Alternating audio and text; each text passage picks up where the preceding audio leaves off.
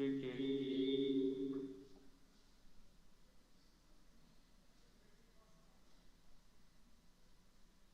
cek cek cek.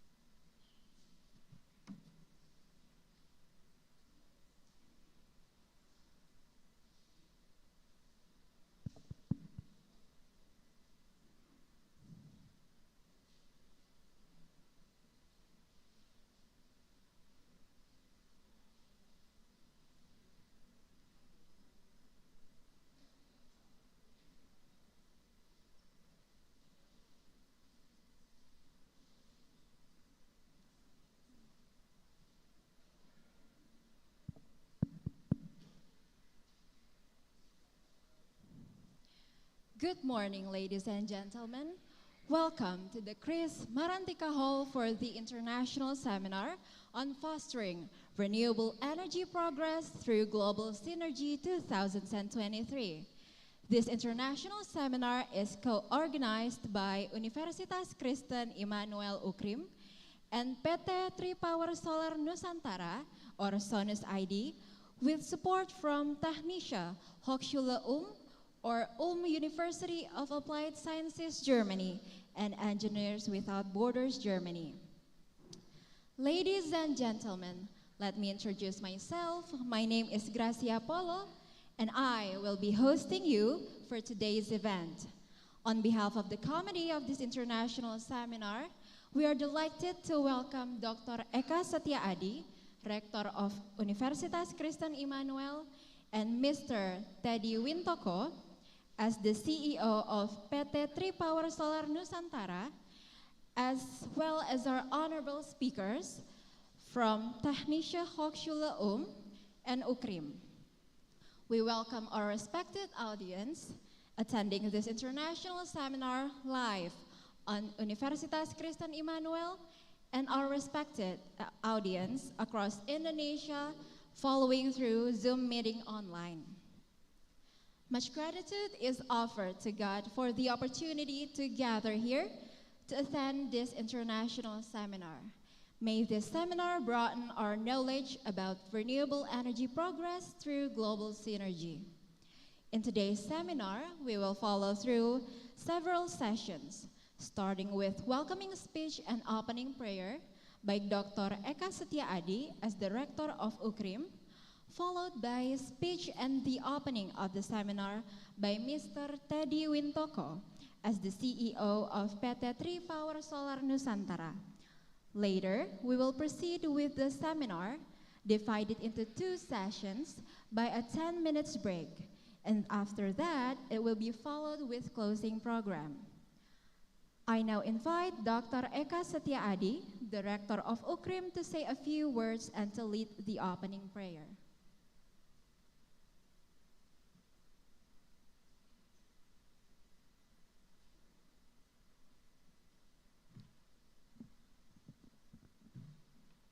Selamat pagi. Guten Morgen. Good morning.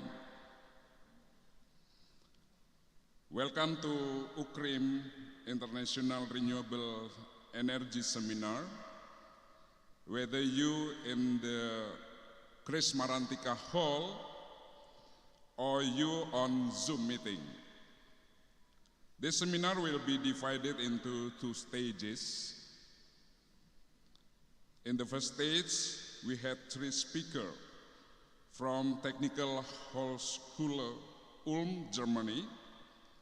And in the second stage, we had 3 speakers from UKRIM.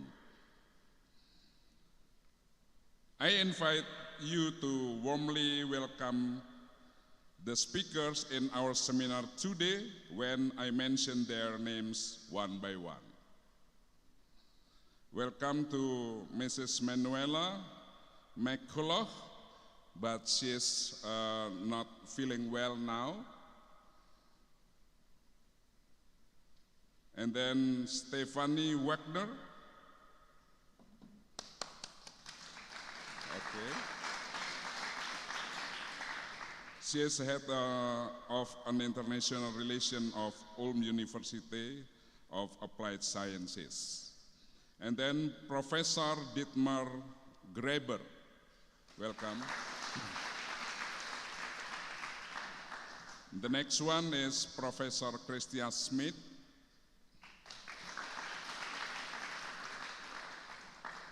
Mr. Daniel Pianka on the Zoom. Mrs. Emerita Satyawati. And the youngest one, Miss Anita Yuan.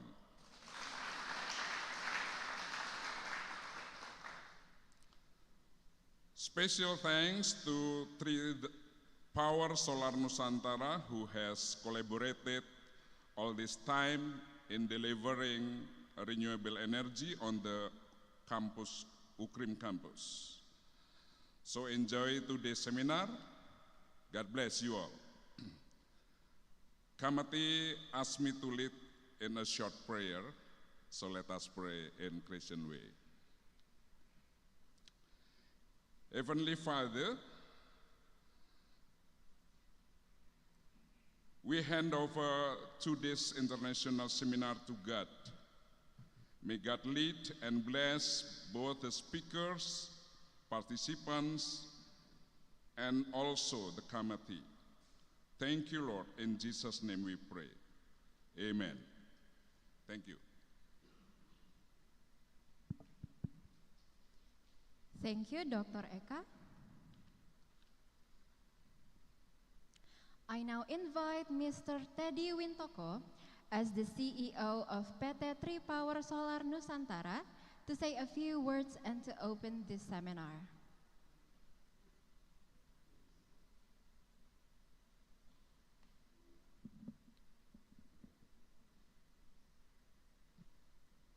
Good morning, everyone, and greeting.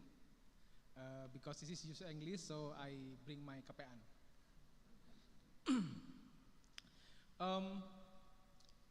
We are delighted to join this official seminar.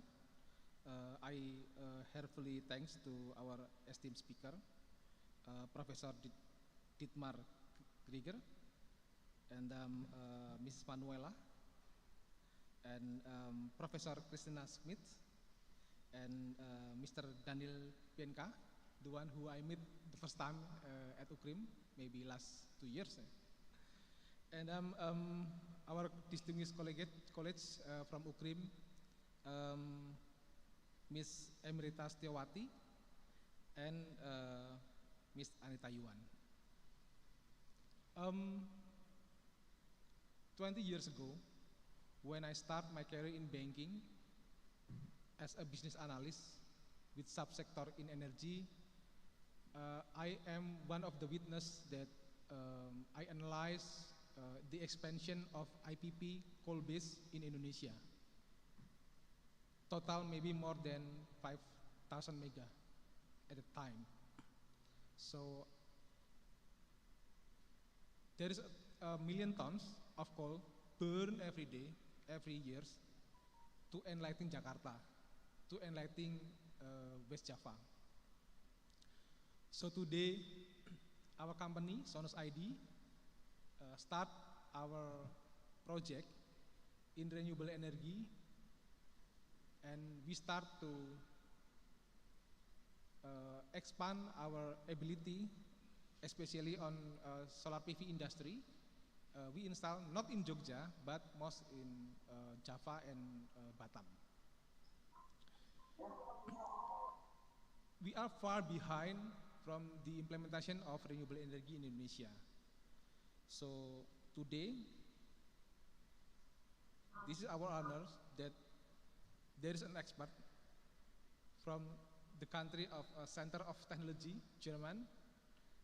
We can listen, we can get valuable sharing, and will be valuable for us, not only to learn, but also to get share whether the obstacle on energy transition in Indonesia, in our country.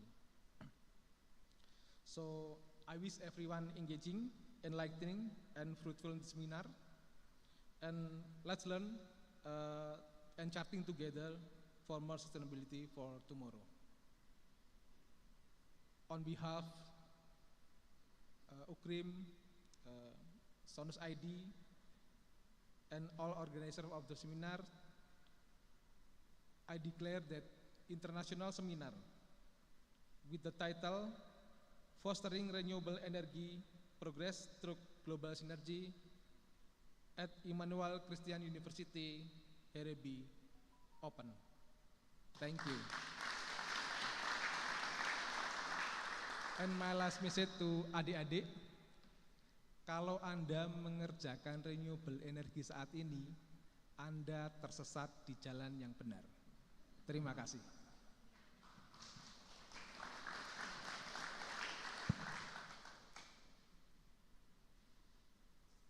Thank you, Mr. Teddy, for opening this seminar. Now, our honorable audience. Now, we will begin our international seminar.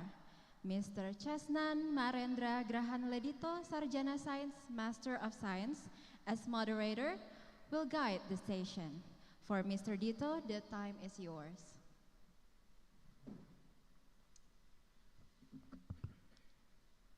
Ladies and gentlemen, I will repeat to welcome you again. Warmly welcome to the collaborative event, Fostering Renewable Energy Progress with Global Synergy, hosted by UKRIM and Sonus.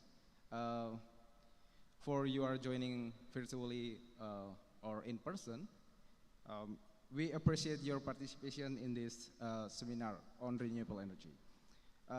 Today we gather to explore innovative solution and promote global collaboration in this field. In particular, we would like to highlight UKRIM's decade-long dedication to the advancements of renewable energy in Indonesia. Our efforts have helped drive positive change and innovation in some rural areas in Gunung Kidul and Sumba, for example.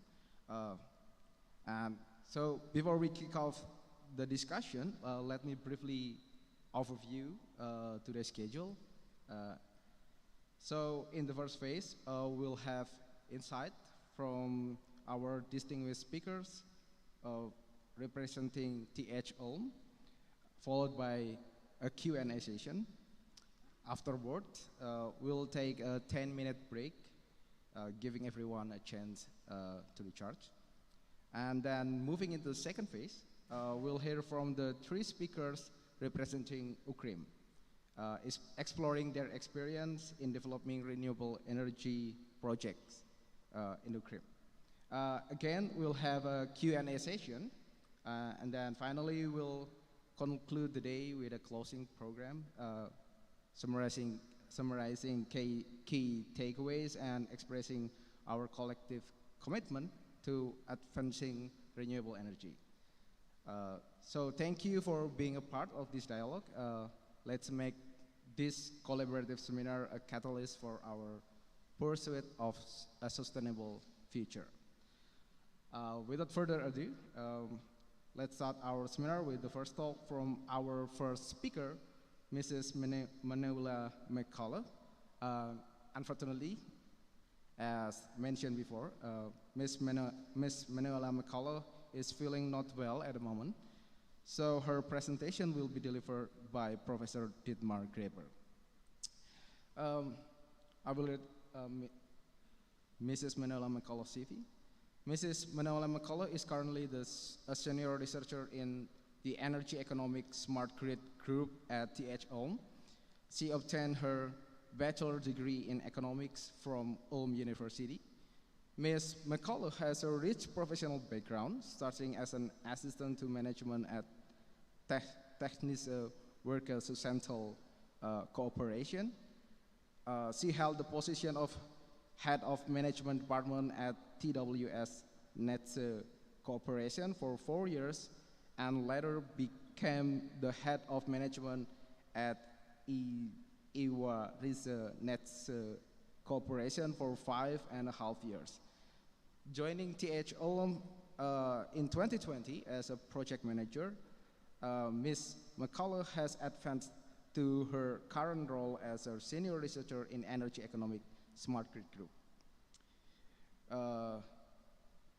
In this seminar, Ms. Manuela McCullough will present a talk titled Driver for Success in the Development of Renewable Energy in Germany. Please welcome Professor Dietmar Graeber to present her talk.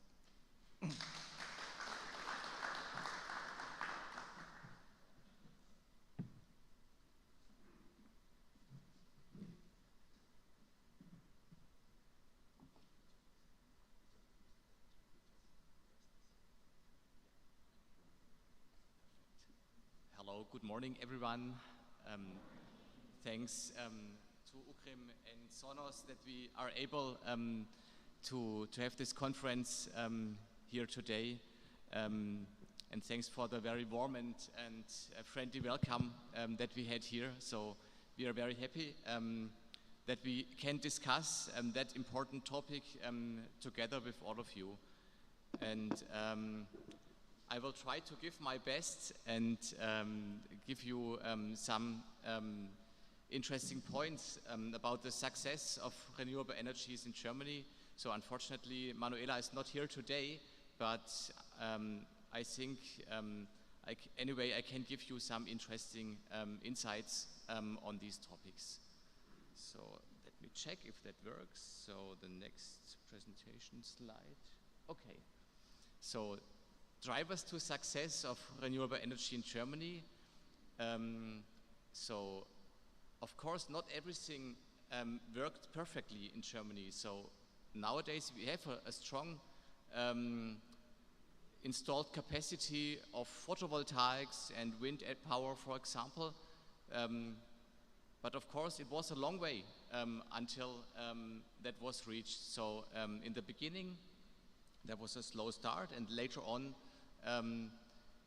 each year, more plants, more PV plants and wind power plants have been installed. So I'm trying to give you an insight about this development in Germany.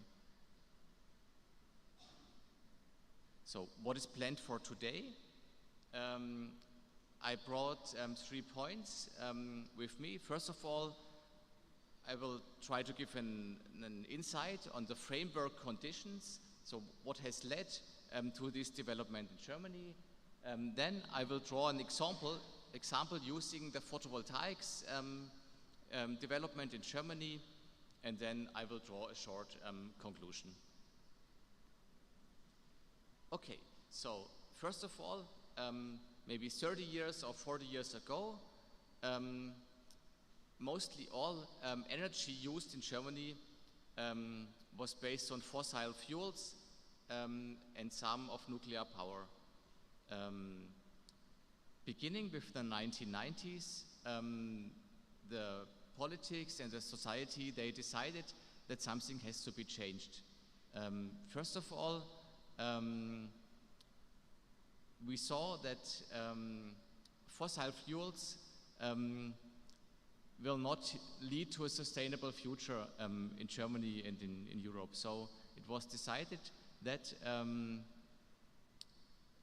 renewable energy should replace the fossil fuels in Germany.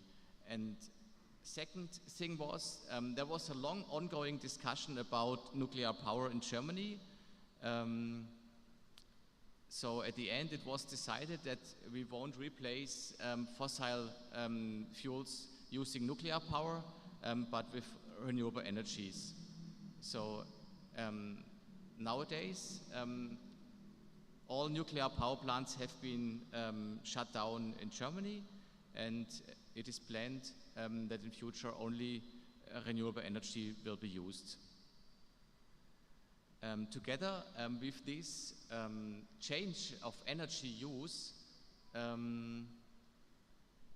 there's a complete transition of the whole economy in Germany. So to replace fossil fuels, it means that almost all production processes have been changed or needs to be changed. The way people work has to be changed. The flexibility of work has to be changed, for example, as the energy is not always available. So it is a transition which not only includes the energy sector, but as well almost all parts of the society, of the economy in Germany. So next slide. Oh, sorry.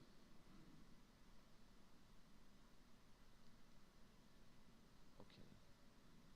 So that is given on this slide here.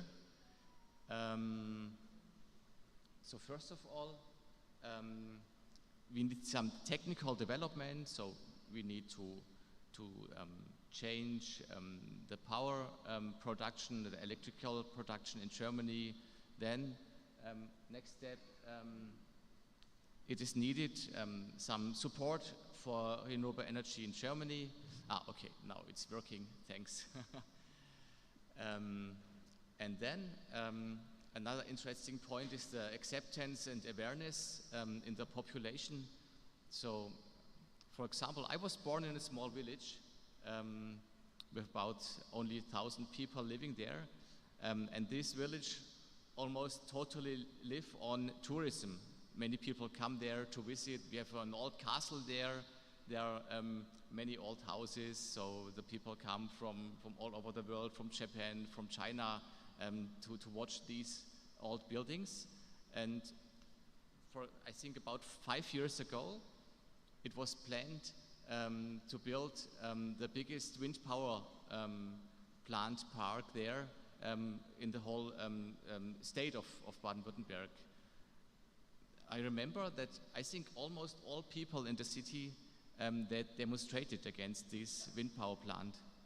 Also, the people in Germany say renewable energy is very interesting, we need that, but if it comes to specific plans, the people say, wind power is very good, but not here, not in my backyard. I don't want to have it. So, and the people, they went on the streets demonstrating against these wind power plants, but nevertheless, they have been built. And, well, nothing has changed so much, so the people still come to visit the old houses and the old castle. Nowadays, all the people are happy with that, but that is a thing we can experience, not only within renewable energy, but as well in other things. That the people, it is not easy to change things, especially in a very developed economy like Germany is. The people, they have a lot of things. They have, most of the people, they are quite wealthy. They can good live. So they are not willingly to change so much. So the energy transition is really it is a big point, not only technical, but the acceptance thing is really not so easy. And so a lot of energy is put there to take the people, to convince them that it is a good thing to work on this transition. And another important point is political stability is important because renewable energy is very expensive. So in the beginning, you have to invest a lot of money. So a solar plant or a wind power plant costs a lot of money, and then to return this investment, a long period of time is needed, maybe 10 or 20 years. So within these 20 years, it is important that the economic system, the political framework stays the same. Otherwise, investors would not be willingly to invest this money. So they must be convinced that their investment will work maybe at least for 20 years. So then they will be able to spend a lot of money on that. So that is different to fossil-fired plants because, of course, they are expensive as well. But the most expensive part of fossil-fueled power plants is to buy coal or gas, and these expenses will not occur in the beginning, but later on. So it is easier to invest in these topics. Okay, next slide. So another thing, a little bit a bigger picture, that is the European Union. In Europe, it is planned to decarbonize the society until the year 2050. That means we plan that we won't use any fossil fuels anymore until the year 2050. So in Germany, we are part of the European Union, so we have to fulfill our task within the European Union.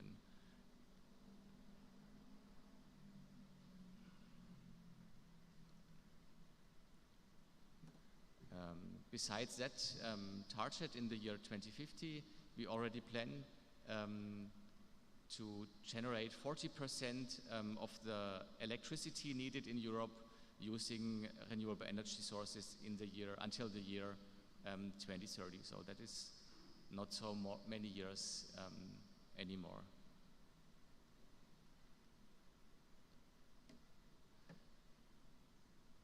So, and Germany, as part of the European Union, has even more, has even higher plans. So we plan already with 80% renewable electricity in the year 2030.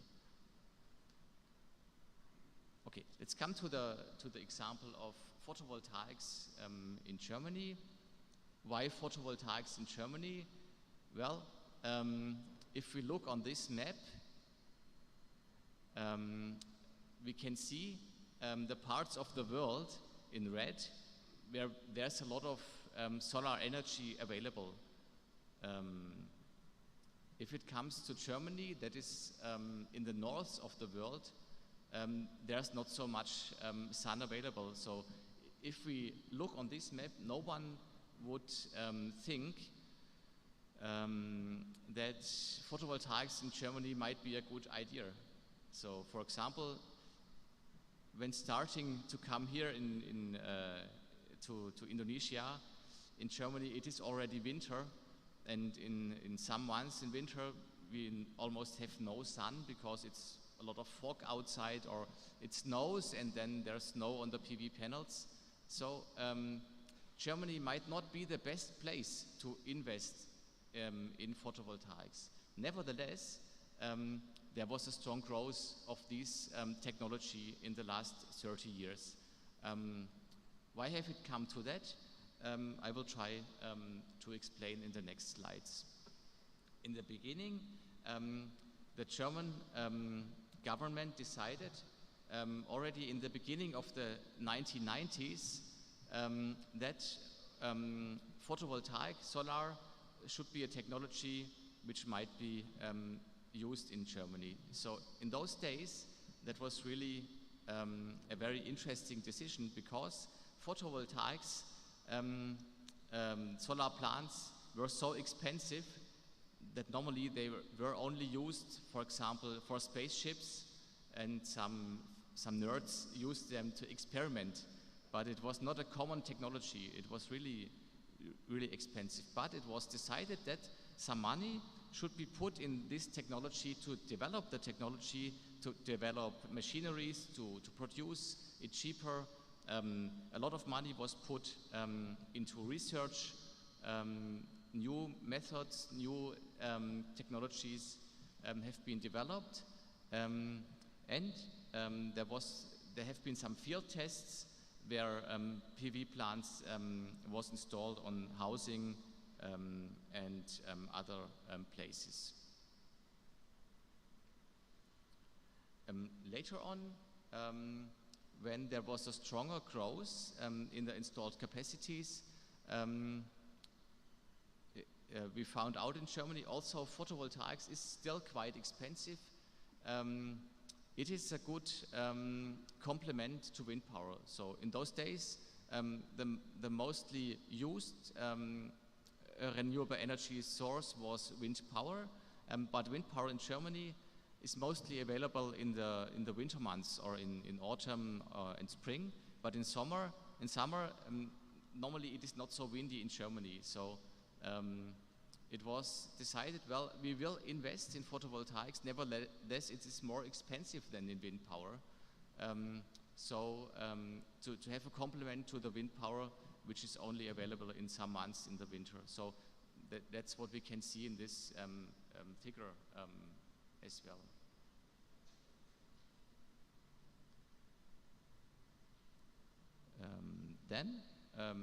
Beginning in the year 2001, after the development of the technology, the politics decided that we might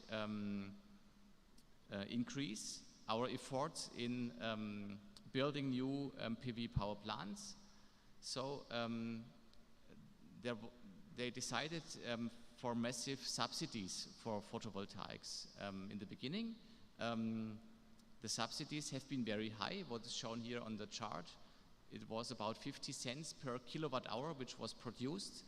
But what we can see in this graphic, due to technology development, business development, we have been able to decrease these subsidies within maybe 20 years from 50 cents to about 5 cents per kilowatt hours. So nowadays, photovoltaic is a very cheap technology in Germany. And in the last years, the strongest growth in photovoltaics, the strongest growth of any technology which uses renewable sources has been photovoltaics. And nowadays we have a quite strong share in the production of renewable energies when we look on photovoltaics. It is a technology which has been installed many times in the last years. So until now, I think about 1.7 million PV power plants have been installed in Germany, and that's in total a capacity of more than 50 gigawatts.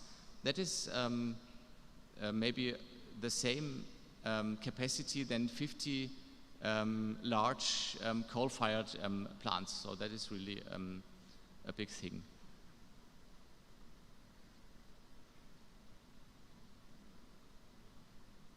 So here, the biggest, the most important driver of success was the stable legal framework, and about that I will tell you some things later on in my own presentation.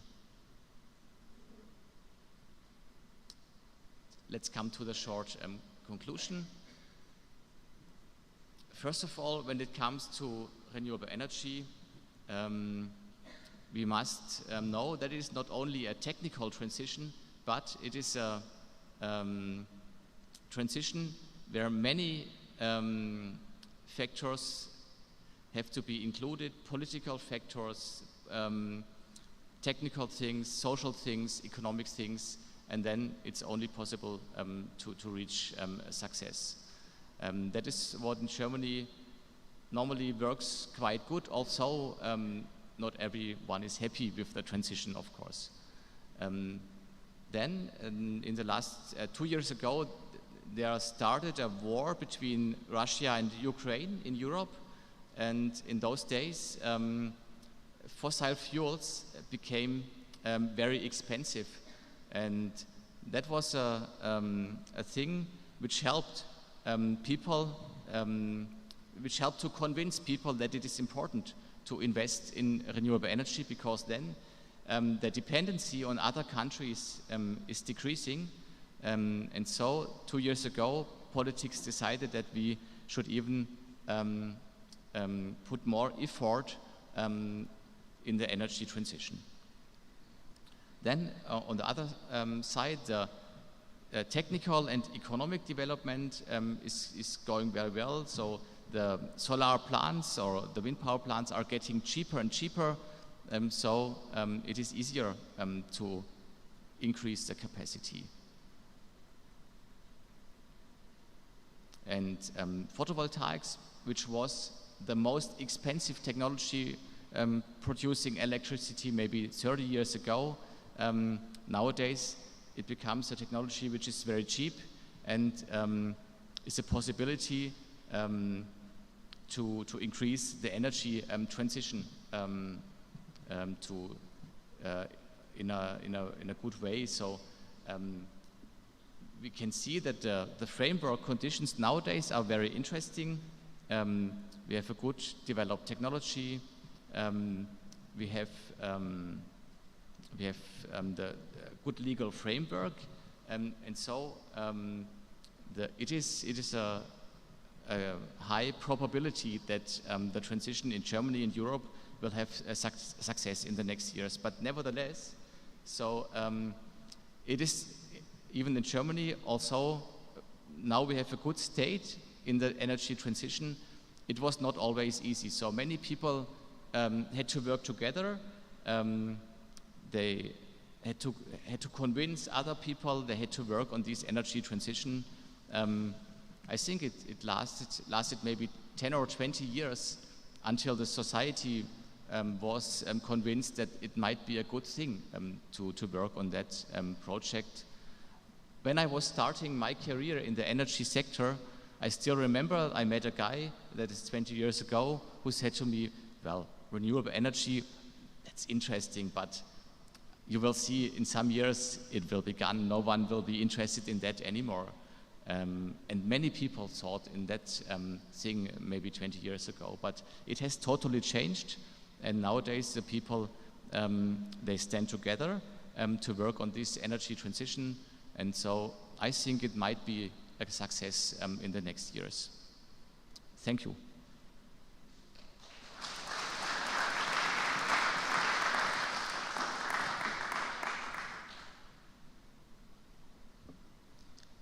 Thank you, Professor Dietmar Graeber, for your presentation. So, yeah, that's an interesting talk. And without further ado, let's move to our second speaker, which is Professor Dietmar Graeber itself. If I remember correctly, this is your second time here. Okay, so it is a great honor to have you here. Professor Dietmar earned his bachelor degree from Hohenheim University, majoring in economics and business administration. In 2013, he received his doctoral degree in economic and business administration from Hohenheim University. Between 2006 and 2007, Professor Graeber spent a year in Japan, enrolling in Japan in Today's World program. Since September 2017, Professor Graeber has held the position of Professor of Energy Economics at THO. He is the head of the Interdisciplinary Smart Grid Research Group and the Transfer Center for Energy Economics at THO. He is also a member of the Institute of Energy Technology and Energy Economics, the Center for Energy Research and Technology, and the Center for Digitalization, Analytics, and Data Science, OHM. His research focuses on renewable energy, smart grids, distributed flexibility options, and sector integration. He serves as spokesperson or coordinator in several national and international research projects in this research field. Together with partners such as ENTSO-E, he is actively involved in developing European energy markets. In this seminar, he will be giving a talk with the title Renewable Energy Support Schemes in Germany and Europe. Please welcome Professor Dietmar Grieber. Thank you.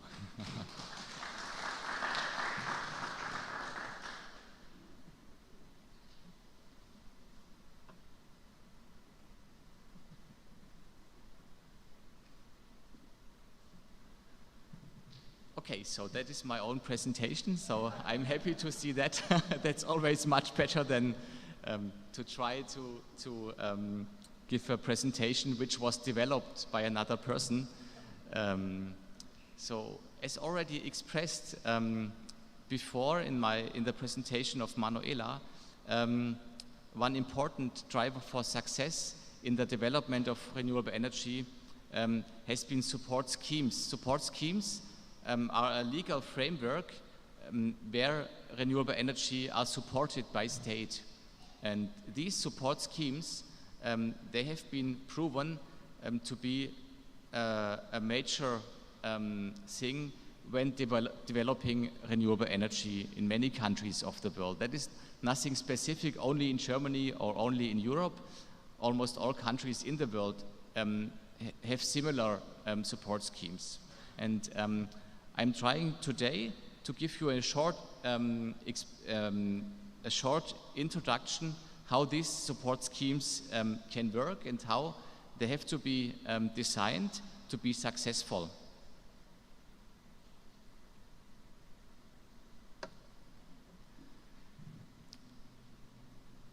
First of all, I will give a short introduction to support schemes. Then I will introduce the so-called feed-in tariffs, which is a specific,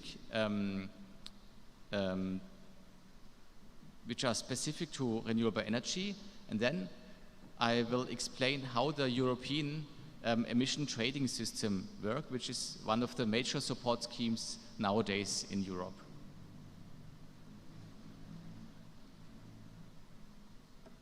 First of all, why is it necessary to support renewable energy? Although it has become cheaper, the technology still, in many cases, the competitiveness of renewable energy is not so good at the moment. So the fossil-fired plants, normally they are already amortized, so they are maybe 20 years old, and they can produce electricity quite cheap. So the market price for electricity almost in all times in Germany is not very high. So, so the specific market value of renewable power, for example, is not high enough compared to the cost of production. In this figure on the left side, in orange, I show exemplarily the levelized cost of electricity, which is the total cost, including investment costs and all the costs included in producing renewable energy. That's maybe typical for a PV plant in Germany. So 1 kilowatt hour over the total lifetime of this plant may cost about 9 or 10 cents per kilowatt hour. Compared, the market value of this electricity on the wholesale market maybe is not that high, so maybe only 6 or 7 cents per kilowatt hour. So normally an investor would say, well, photovoltaics are interesting, but if I invest in this technology, I may lose money because I have higher costs than what I can earn on the markets. So if renewable energy should be increased, the share of renewable energy should be increased, it is necessary that the state gives some subsidies on these technologies. As an economist, normally I say, well, subsidies are not so good in the long run, but for a short time I think it is okay to get a new technology introduced in a market. So subsidies for renewable energies are needed because otherwise it is not interesting to invest in these technologies. When it comes to subsidies or support schemes, that is a similar wording, it is important. We need subsidies which are effective, so that new plants are installed, and they should be efficient as well. So what is meant with efficient? We don't want to spend too much money on this technology, so we try to design the support schemes in that way that the taxpayer has not to pay so much money. So effectiveness is important, so we need to do the right things to achieve a goal. For example, it is effective to light up a room using a traditional light bulb. So if we put on the switch, the room is light, so it works, so it is effective. If it is efficient, we will see later. Also, for example, if you want to go to a trip to Bali, to maybe for some holidays, it is possible that you drive with a car to Jakarta and then take a plane to fly to Bali. It is effective, but maybe it takes you some extra hours. So it is not efficient. So effectiveness is okay, but the better way to have it effective and efficient. What is efficient? Doing the things right, in the right way, with as little effort as possible. So for example, to light up a room, it is better to use a LED light bulb because you don't need so much electricity and you have the same light. So it is efficient. But of course, it is also efficient if you have a coal-fired plant that you optimize the operation, so you need fewer personnel. That is efficient, but it may be not effective if you want to introduce renewable energy. So to reach a goal and to design the support schemes the right way, you need to consider to be effective and to be efficient. In the beginning, of course, when you want to introduce a new technology, maybe the efficiency is not so important as effectiveness. So that was the same way in Germany. We started to experiment with renewable energy. So in the beginning, mostly we look which support scheme might be effective, and later on the efficiency was more and more important. So in the beginning in Germany, so-called feed-in tariffs have been implemented. What is a feed-in tariff? Feed-in tariff is a quite simple support scheme. So I draw a small figure. On the left side, we can see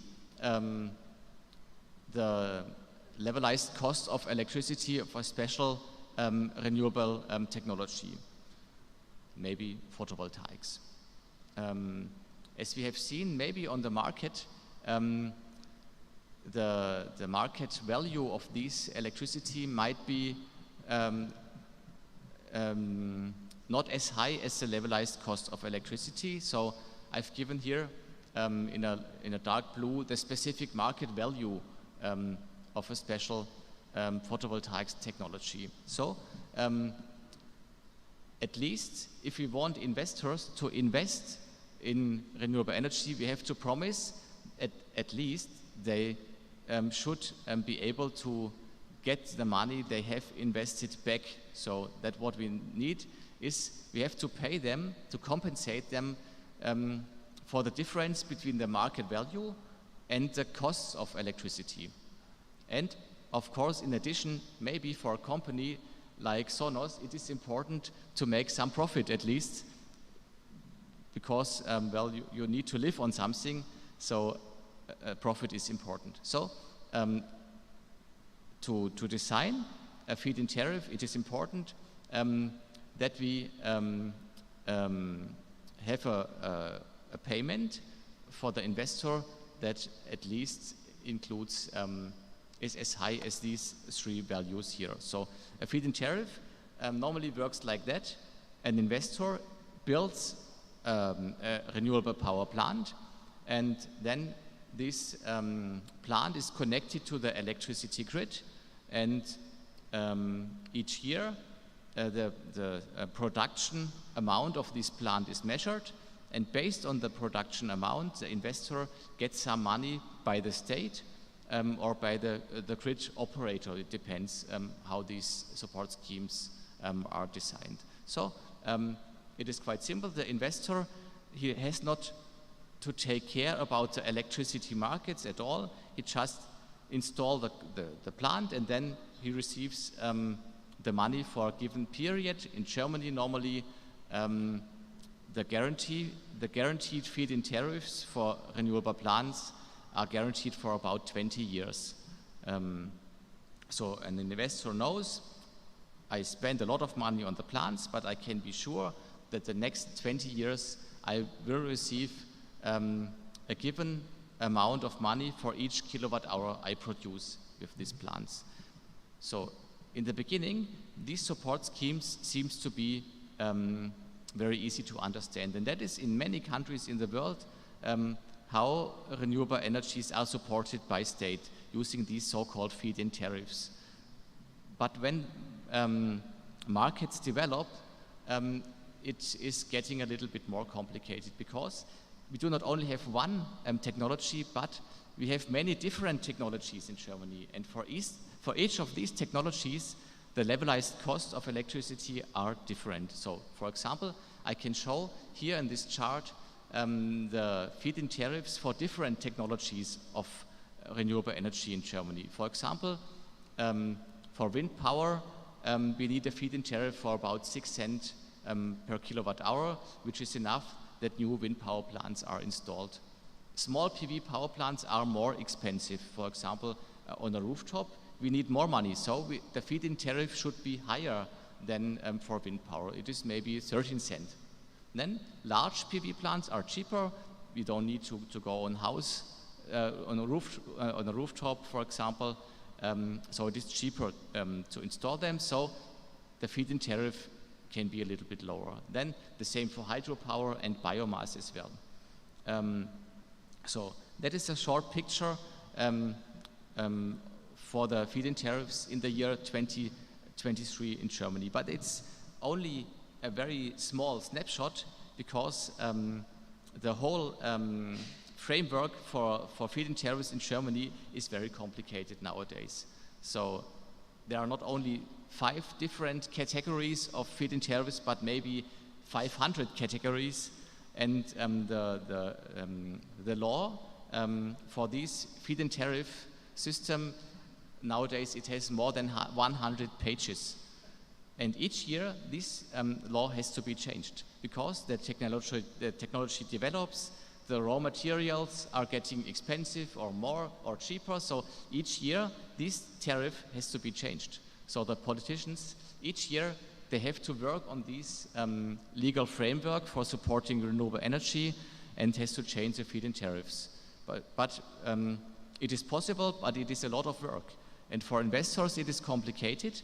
When the feed-in tariffs change each year, the development for a wind power plant in Germany lasts normally 5 to 7 years. So maybe you start working on a wind power plant, and maybe 5 years later you experience that the feed-in tariffs has decreased. So you might not be able to invest in that plant. So the system, it works. In the beginning, for example, it is very good, but later on we can see that we have some problems. So what are the benefits of feed-in tariffs? In the beginning, they are easy to implement and easy to understand. So in many countries, in the starting point, the feed-in tariffs has proven to be very good. So investment risks are low for investors. They know for 20 years they have guaranteed incomes. It is possible to differentiate between different technologies. We can say we want to support, for example, photovoltaics and wind power, and maybe we will spend for photovoltaics a little bit more money than on wind power. So it is possible to have a good mix of technology in a country, but there are some problems as well. It is difficult to estimate the levelized cost of electricity because it has to be done by the state, and of course he has not the perfect insight in the business, so maybe it's not easy to estimate how high should these feed-in tariffs be. Then the feed-in tariffs must often be adjusted each year maybe, that is a lot of work. Then it is difficult to control, control the amount of installed capacity.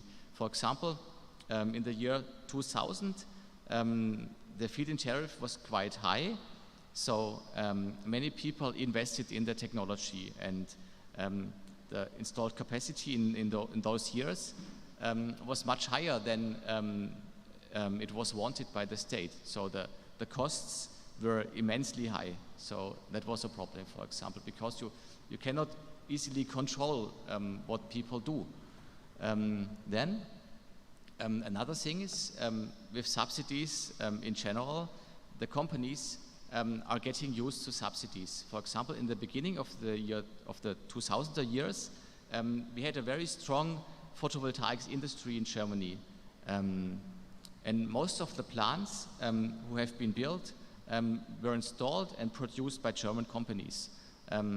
But as the subsidies were so high, the companies, they do not had to pay a lot of effort on working, so they became lazy a little bit, yeah.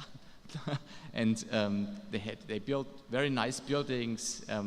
The management, they often had very cost-intensive seminars, for example. So the money was spent on the wrong things. Some years later, in China, the politicians decided that they want to support the production of solar modules as well. And there, as labor costs have been very cheap, the production of photovoltaic modules have been much cheaper than in Germany. And within only a few years, the complete industry in Germany diminished. They were not competitive with the Chinese companies. Subsidies, they are good in the beginning, but it is not good if companies learn to live on subsidies, because the international competition is hard. Still nowadays in Germany, we have a strong machinery business, so many machines to build PV plants are produced in Germany. For example, if there's a production plant in China, it is very probably that the machines used there are built in Germany. So that is still a German business, but the production of modules is not possible in Germany anymore. And another problem with the feed-in tariffs, it is not easy to control directly the CO2 emissions. So if there are some special targets considering CO2 emissions, it cannot be guaranteed to reach them using feed-in tariffs. So the next point I come is the development of the European emission trading in Europe. That was a development to have a support scheme which works as good as the feed-in tariffs. So it is effective, but it is also efficient. So the European emission trading system is getting more and more importance in Europe, and it is planned that maybe in 5 or 10 years it's completely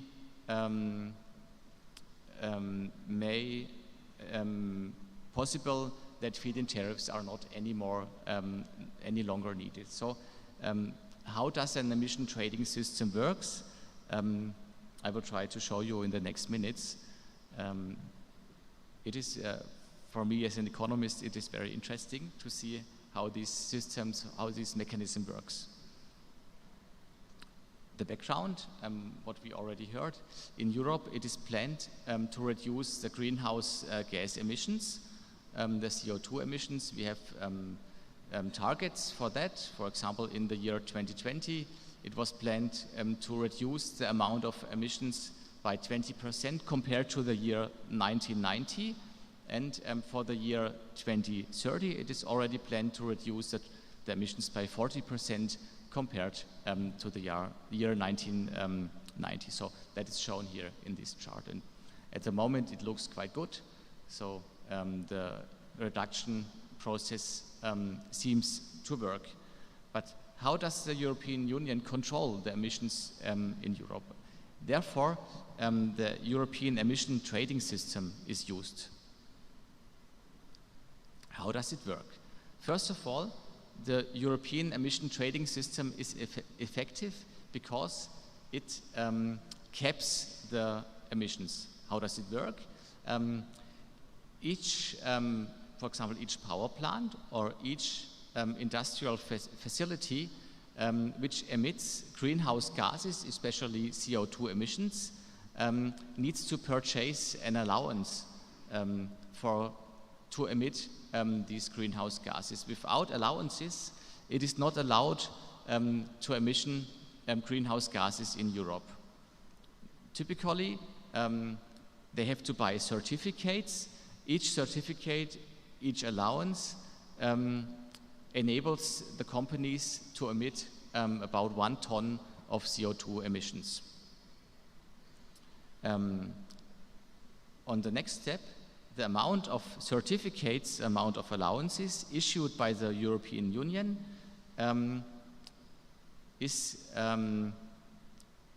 includes a given amount of certificates for each year.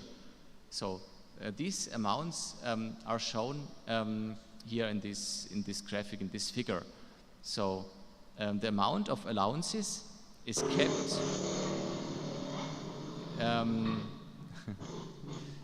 There's a cap of these allowances for each year, and so the European Union can control the total emissions in Europe, because if all the allowances are used, no more emissions are possible. So the European government is able to control the total emissions of CO2 and greenhouse gases each year in Europe using these allowances. So effectiveness is guaranteed here because we can directly control the amount of emissions in Europe.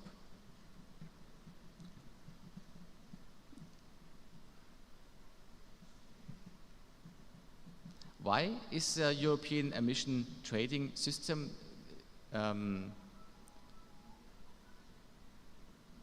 is efficient? It is allowed within this system that allowances for emissions can be traded. So I will try to illustrate that using a short example. In this easy example, we think that we only have 2 companies in the whole European economy, so company A and company B. In the beginning, each of these companies emits 50,000 tons of CO2 per year. We think that the government may be willing to decrease these amounts of emissions to 40,000 per company. So that is what we can see here at the beginning. We have a volume of 50,000 tons of emissions, and we want to reduce it to 40,000 per company. That means in the total economy, in the beginning, we have emissions of 100,000 tons, and we want to reduce these emissions to 80,000 tons. So, first thing what we may consider is we say, well, each company is allowed only 40,000 tons anymore. So, let's start with company B. Company B may have a very complicated production process, and they do some calculations, and they figure out, well, if we have to reduce our emissions by 10,000 tons, it may be very costly. we have to spend 1.5 million euro on this development. So the company decides, well, that is too expensive. With that investment, we may not be able to produce our products anymore. We make them maybe too expensive. So this company decides, well, we will not reduce our emissions, but we will buy the necessary emission allowances on the emission trading system. So they decide, well, we won't do anything, but we will pay to buy emission allowances from other other companies, maybe company B, company A. Let's come to company A. What is in this company? This company produces maybe another product, and in this production process, it is much cheaper to reduce the emissions. So this company thinks, well, I need to reduce my emissions by 10,000 tons, reduce the emissions by a large amount, and then we can sell these certificates to other companies. And that is exactly what's happened here in this example. So at the end, with company B, nothing has changed at all. So it just uses the same production process and emits the same amount of emissions. Company A yet, they invested heavily on a green and carbon neutral process for production. So they reduced their emissions not only by 10,000 tons, but by 20,000 tons. So at the end, we have reached the target to reduce emissions by 20,000 tons in whole, but it was much cheaper than forcing both of the companies to reduce their emissions. And that is the biggest benefit of the emission trading system. So the reductions of emissions are made there where it is the cheapest way to reduce emissions. So, and this is not done by the state, it is done by the companies itself. So they decide where to invest, they know where it is cheap to renew something. So the state does not have to get a deep insight on the production processes to control what happens there, but it is done by the industry itself. And the only thing the state has to be done by the state each year. The amount of certificates has to be calculated, which are available. All other calculations and so are done by the companies itself. And it needed some time. This emission trading system was installed maybe 10 years ago. In the beginning, it did not work so good because the companies, they had to get used to the system. But now, I think after 10 years, most of the companies know how that system works, and it has it was shown that it is a good mechanism to decrease carbon emissions, and it is as well working good to support renewable energies. Why? In the electricity sector, most of the fossil-fired plants, like coal-fired plants or gas-fired plants, they have high emissions of CO2, so they have to buy these emission allowances. If they have to buy these allowances, the production of electricity using fossil fuels is getting more expensive. So that means on the wholesale market, electricity has become more expensive in Europe.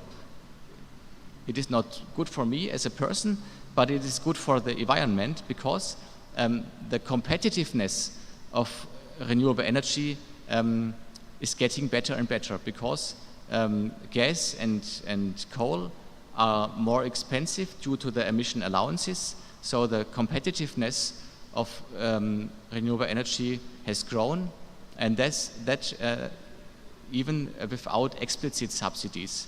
So the emission trading system, to come to an end, works quite well.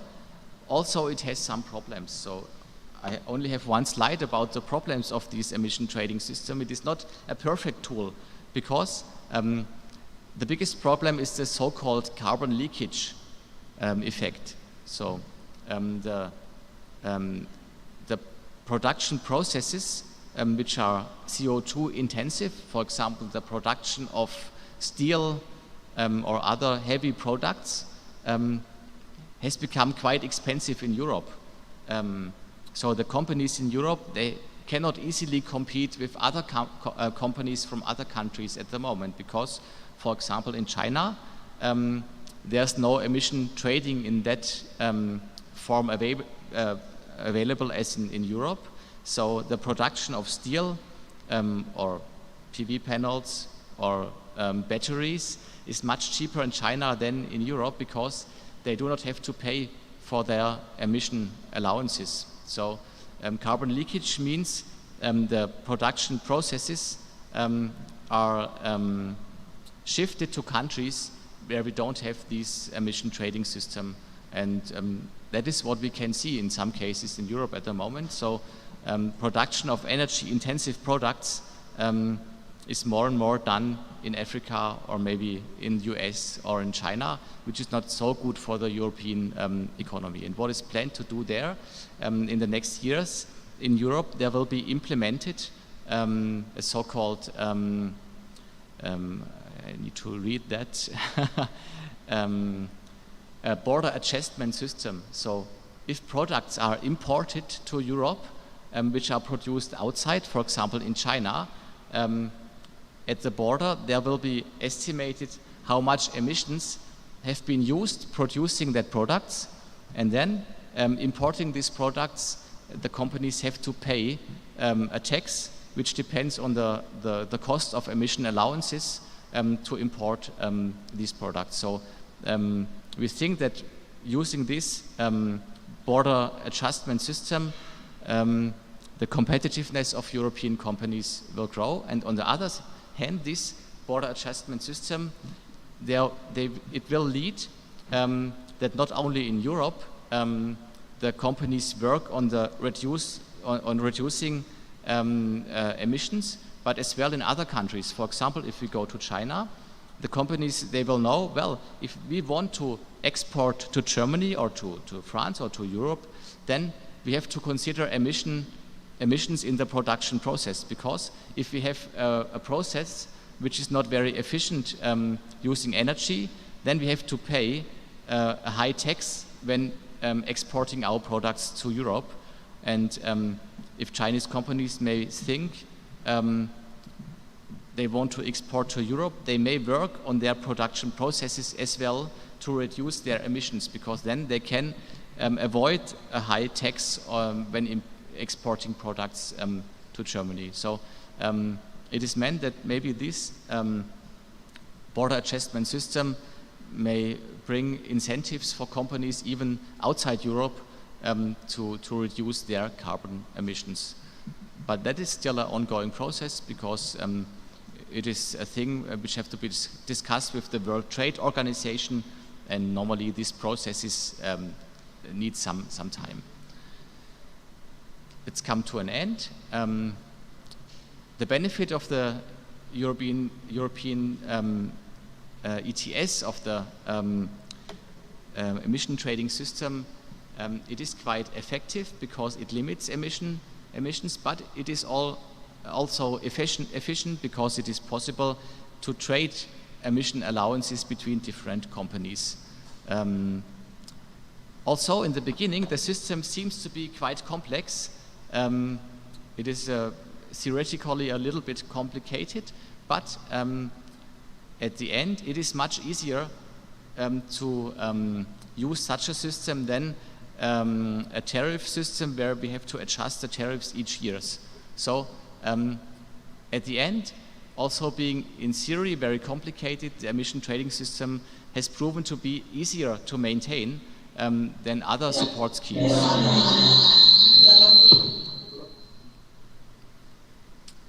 But of course there are some problems. The introduction of such a system is very complex, maybe not for markets where renewable energies are not so developed. Then we have the carbon leakage problem, and at the moment the European emission trading system is not finished completely. So for example, the emissions of smaller companies or private households are not included in the European emission trading system at the moment, but it is planned to include these smaller emissions as well in the next years. So it is ongoing work.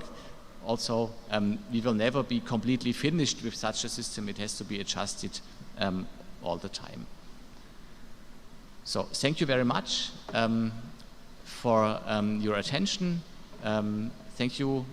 Here a short picture of my research group, and greetings from Ulm to all of you.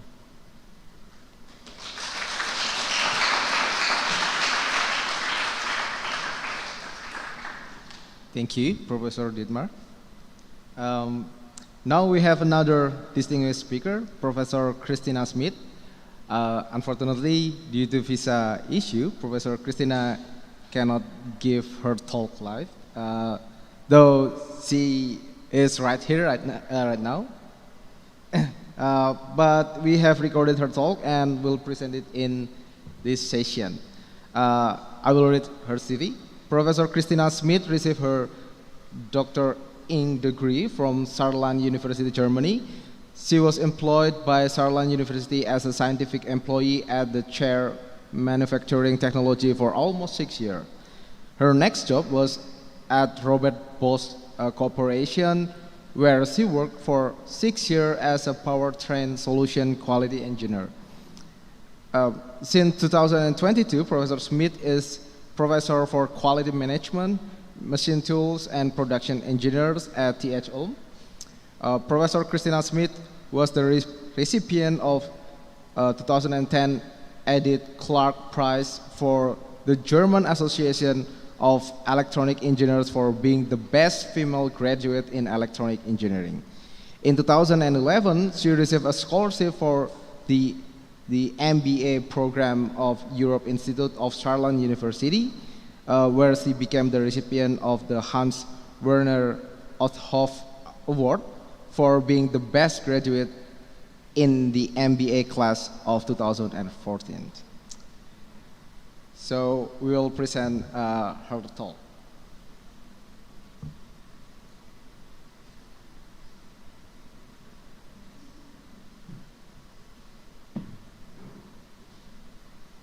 Okay, so a very warm welcome from my side. Thank you, Professor Handali, for the introduction. Thank you for having me. I want to tell you today something about the Engineers Without Borders, or the Ingenieure ohne Grenzen, as they are known in Germany. What are the Engineers Without Borders? They are an organization that tries to support local communities all over the world if they need technical support, engineering support. They were first founded in France as the Ingenieurs Sans Frontières in 1982, and the German branch, the Ingenieure ohne Grenzen, followed in 2000.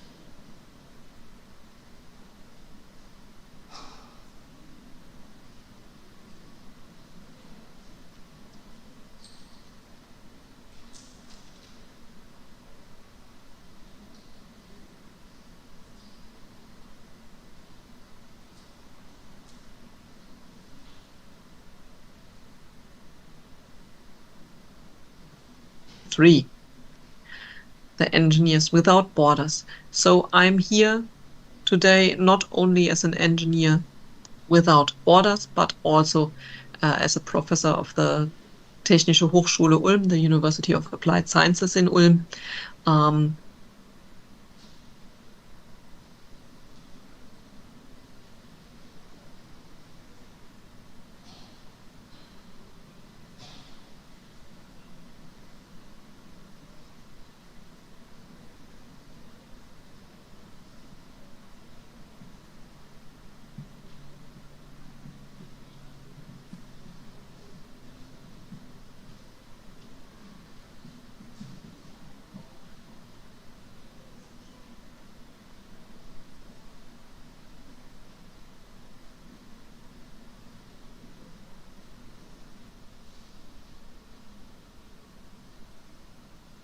and I'm here in kind of a double function as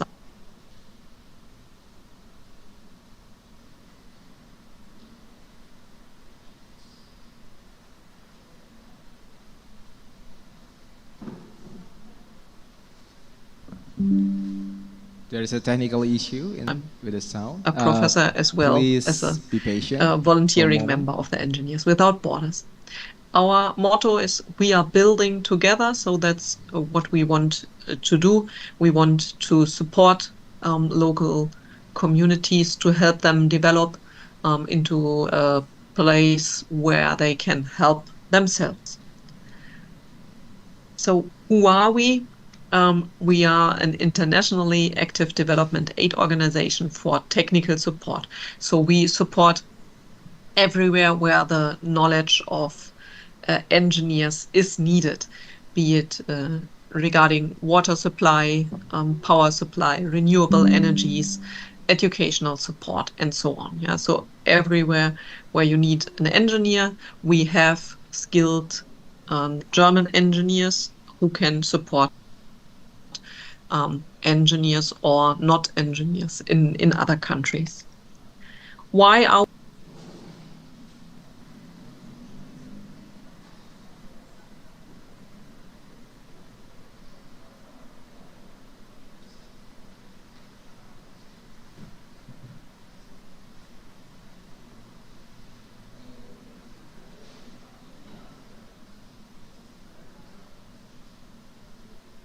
Okay, so a very warm welcome from my side. Thank you, Professor Handali, for the introduction. Thank you for having me. I want to tell you today something about the Engineers Without Borders, or the Ingenieure ohne Grenzen, as they are known in Germany. What are the Engineers Without Borders? They are an organization that tries to support local communities all over the world. I want to tell you today something about the Engineers Without Borders, or the Ingenieure ohne Grenzen, as they are known in Germany. In France as what are the Engineers Without Borders? They are an organization that tries to support local communities all over the world if they need technical support, engineering support. So I'm here. They were first today not only as founded in France without borders, but also Ingenieur as a professor Sans Frontières Technische Hochschule in 1980, University of Applied Sciences in Ulm. And I'm here in kind of a double function, as I'm a professor as well as a development aid organization for technical support. So we support. Our motto is we are everywhere where together, the knowledge of what we want engineers is needed to support regarding water supply, to help them power supply, renewable energies, educational support, and so on. Yeah, so everywhere where you need an engineer, so we have skilled we are German engineers active development aid organization for engineers support. Or not. So we support in other countries everywhere where the knowledge. Why are we doing this? We want to live in a world in which everybody has access to basic infrastructure to be able to live a life with dignity. So we want to enable people to have basic infrastructures such as clean water and power supply, and a power supply that is reliable. And we try to support people to getting. Why are we doing this? Our mission want to live in a world to reach in which everybody has access to basic infrastructure, living standards with technical knowledge and dignity. Yeah, so we want encourage to the world growing together. So what we also want is not only basic the technical support, water, but also we want to power supply. And we want different cultures to meet, for example, we try to Indonesian people and German people to get to know each other, to work together. Our mission and to plan and implement the infrastructural projects together.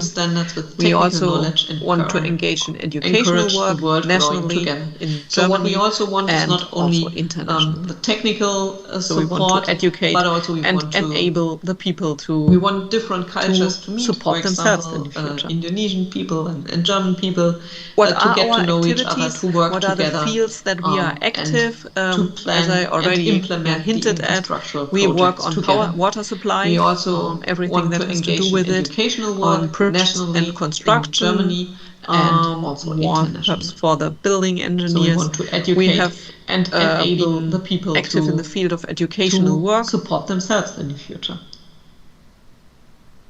What are our activities? What are the fields that we are active?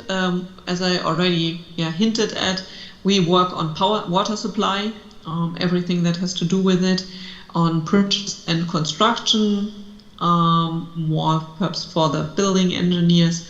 We have been active in the field of educational work, renewable energy, everything from solar power, which we have already heard a lot about today, but also other renewable energy sources.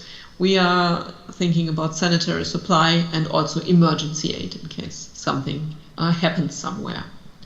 And as we will see later on here in Indonesia, and especially in our project together with UKRIM, we concentrate on those two blocks, the renewable energy sources. So that's what we already heard a lot about today, and we will soon hear a little bit more. And of course, the educational work at UKRIM, at the university, that we are supporting. But first, let's have a look at us, at the Engineers Without Borders in Germany. We have 19 projects in total at the moment in 12 different countries. You can see the countries here, located in Asia and Africa, and we are operating from Germany. We have a wide network of volunteers, and we have per year more or less like 50 people that are going from Germany, 50 engineers that are supporting the local communities in our projects. So how does it work? We have different regional chapters. You can see the blue dots, usually in bigger cities in Germany. Every blue dot here stands for a regional chapter of the Engineers Without Borders. And we are in total around 1,300 volunteers, mostly engineers, but not only. You know, we have different fields of action, so we do not only need engineers. We also have people from other professions, and we have in total 30 regional groups. And of course, this is where the big blue dot is. There's located Ulm, where I'm coming from, or where we are coming from, and also where our regional chapter is located. What is the group in Ulm? We are between 15 and 20 people of all ages. We are starting our range from students, so rather young people and engineers at the beginning of their career. And we also have some retired engineers, so at the end of their career, that are old, a little bit older and a lot more experienced than the younger ones. And we meet in our regional group, and everybody can learn something from the others, the older ones from the younger ones, and vice versa. And we are also a little bit exchanging, because some students finish their studies and then go somewhere else to study. So we always to work. Sorry, we always have a little bit of a fluctuation, but yeah, around 15 to 20 people. The chapter has been founded in 2010, and here you can see the group in Ulm in front of the most famous building that we have in Ulm. It's this one. You can see here the tower, and it's the church. It's called the Ulmer Münster, and I have another picture here. It's very, very famous in Ulm and around Ulm, so if you ever have the chance to visit Germany, let us know, and then we can visit the Münster together. Why is it so famous? That is because it is the highest, the tallest church tower in the world, with a height of 161.53 meters. It was built over hundreds of years, and was finished in 1890. And the Ulm people are very proud of their really, really high church tower. So, what we are doing in Ulm, we are working on project planning and implementation on projects for Engineers Without Borders. We also have several regional engagements that we are working on, and of course we also have to see for our fundraising and PR. As we are a volunteering association, all the people, there's nobody who works there or gets money for their work. They are all volunteers who do that in their spare time, additionally to their jobs, to their families. And of course, yeah, they also need money to fund the projects, to fund traveling, to fund material for the projects. And so fundraising and PR is also an important part of our work. What are the projects that we are working on at the moment in Ulm? Especially, we have 2 projects at the moment. The one is regarding water supply. It's for sustainable water management in Munyu, which is located in Kenya. And we also have a project here in Indonesia that has the title Establishing Energy Education in Indonesia with UKREM, with our partner university. And of course, that's what I want to tell you a little bit more about today. So how did it all start? Usually when we are starting into new projects, we start with an exploration phase. So people are traveling, Engineers Without Borders are traveling to the project destination, the possible project destination, and visit the surroundings, the project partner, and try to get a picture of what is needed, yeah, of what is there and what do we need. So in 2019, some of my colleagues visited Yogyakarta and asked the question, what role does energy play here? Yeah, they visited Sumba, and yeah, the question here is more like what is the people's daily life like? What are their needs? How is energy supply at the moment? What could we do to support or to improve energy supply? What is the supply with water? Also, they went also to Papua. Also, they are the same questions. What is the infrastructure that we can find? Yeah, what role does energy play? And what do the people need? Yeah, what can we do to improve the situation?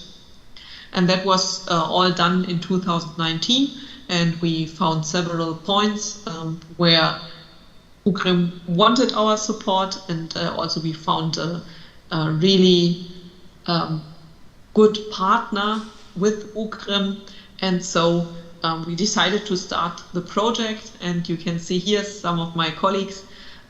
They are just signing the partner contract, Engineers Without Borders, together with UKREM.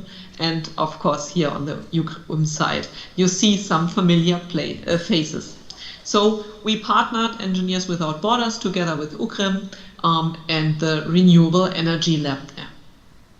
So what are we doing here? It's about developing the training center and the Renewable Energy Lab. We have different points, different aspects that we are working on. We have a solar drying system. We have PV home systems, so photovoltaic systems that can work for a single home and support their energy supply. We have PV pump systems where photovoltaic energy is used to help support with water supply, to pump the water or to power the pump. And we also have biogas systems that we are working on. That were the points that we wanted to work on in the project, and that's also what had been done. With all the partners involved from both sides, the Engineers Without Borders, but also the people here at UKREM, who are working here in the Energy Lab every day. Yeah.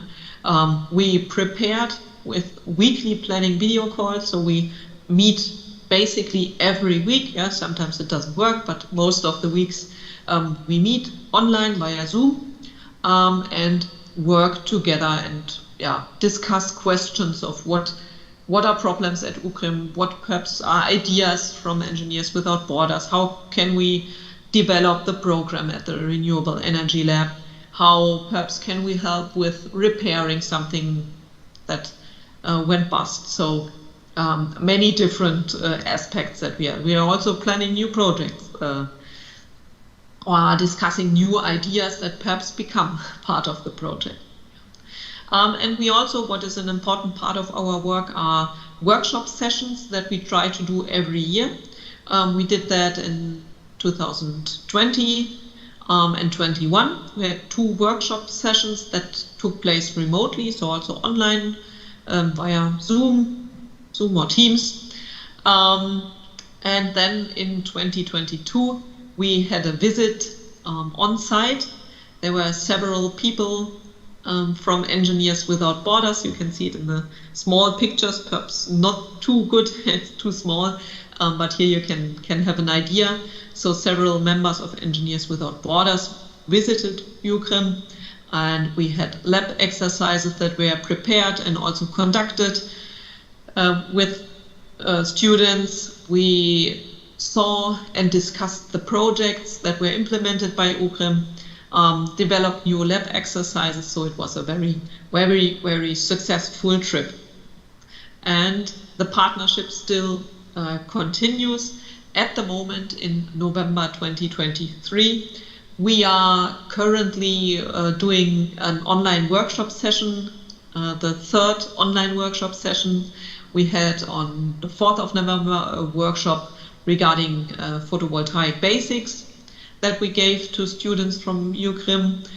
We had on the 11th a part about solar charging station, and we will have the last part of this year's workshops on the coming Saturday, and I will talk there about project planning on site as I'm, we will talk about project planning. And that's it. That's what I wanted to tell you and give you a little bit an insight into the work that the Engineers Without Borders in Germany, the Ingenieure ohne Grenzen, are doing. And I want to end with our motto. I want to teach you that in German it's wir bauen zusammen. In English, we build together. And here you also have my contact details. And I will end with thanking you for having me, thanking you for your attention, and I hope you have several further interesting sessions on today's conference. Thank you very much.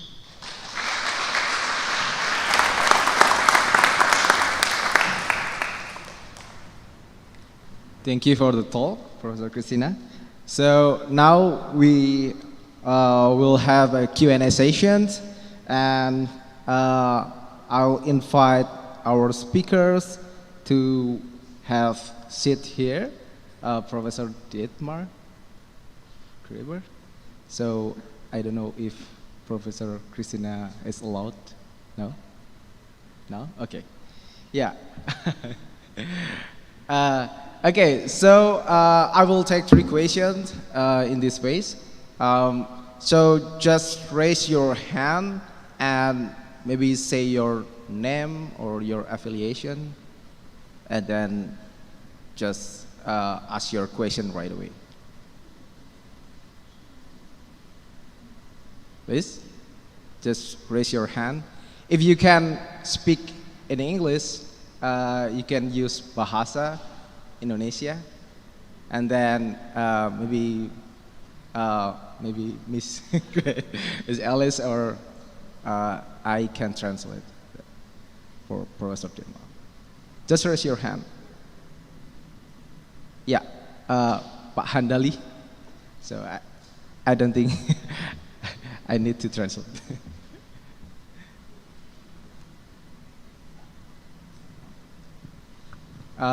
Yeah, because there are no raising hands right now, so I just... Oh, there is one more. Okay, so maybe Pak Handali will go first, and then the second question will be asked right away, and then you can answer 2 questions directly. Okay, So, Pak Handali. Thank you, Pak Dito. Thank you so much, Professor Dietmar, for that very inspiring talk. And actually, I do not really know much about renewable energy and all these things that you are sharing, like FIT and emission trading system by the EU. But it is really an interesting thing to know that these things are happening in Germany and in Europe. I think we are still very far from that. We are probably more like China, who doesn't care about emission and so on. But my question is about this emission trading system. You're talking about company-to-company relationship basically. So I have a lot of questions actually. How do you organize that? I mean, do the companies seek their own partners, and how do you do that?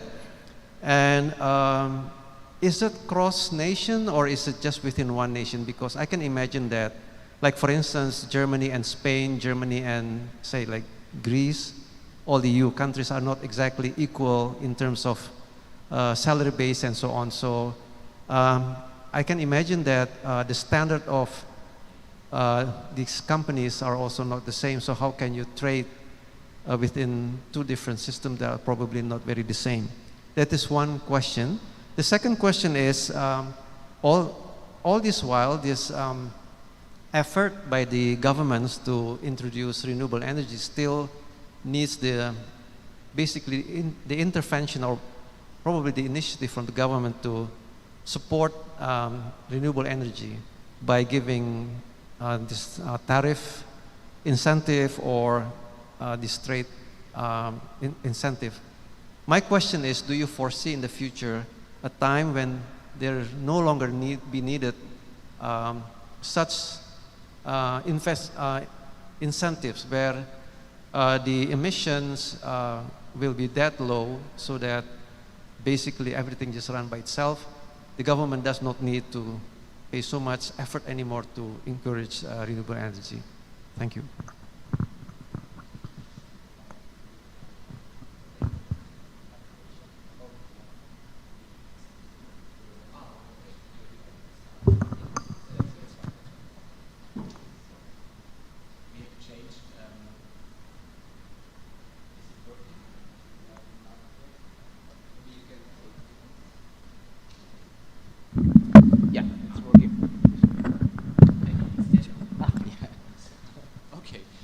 Thank you, Sam, for the questions. I try to start with the first question. So that was, is there an integrated market for these emission allowances within Europe, or is it a national market in the different European countries? So there's an easy answer. It is an integrated market for all of the European countries. So it is possible that, for example, a company in Germany can trade emission allowances with companies in Spain or in Portugal or in Romania or whatever. So that is possible. And the organization of that market, it is not done by the state. It is a privately organized market, and the certificates can trade it between the companies as they want, normally in electronical way.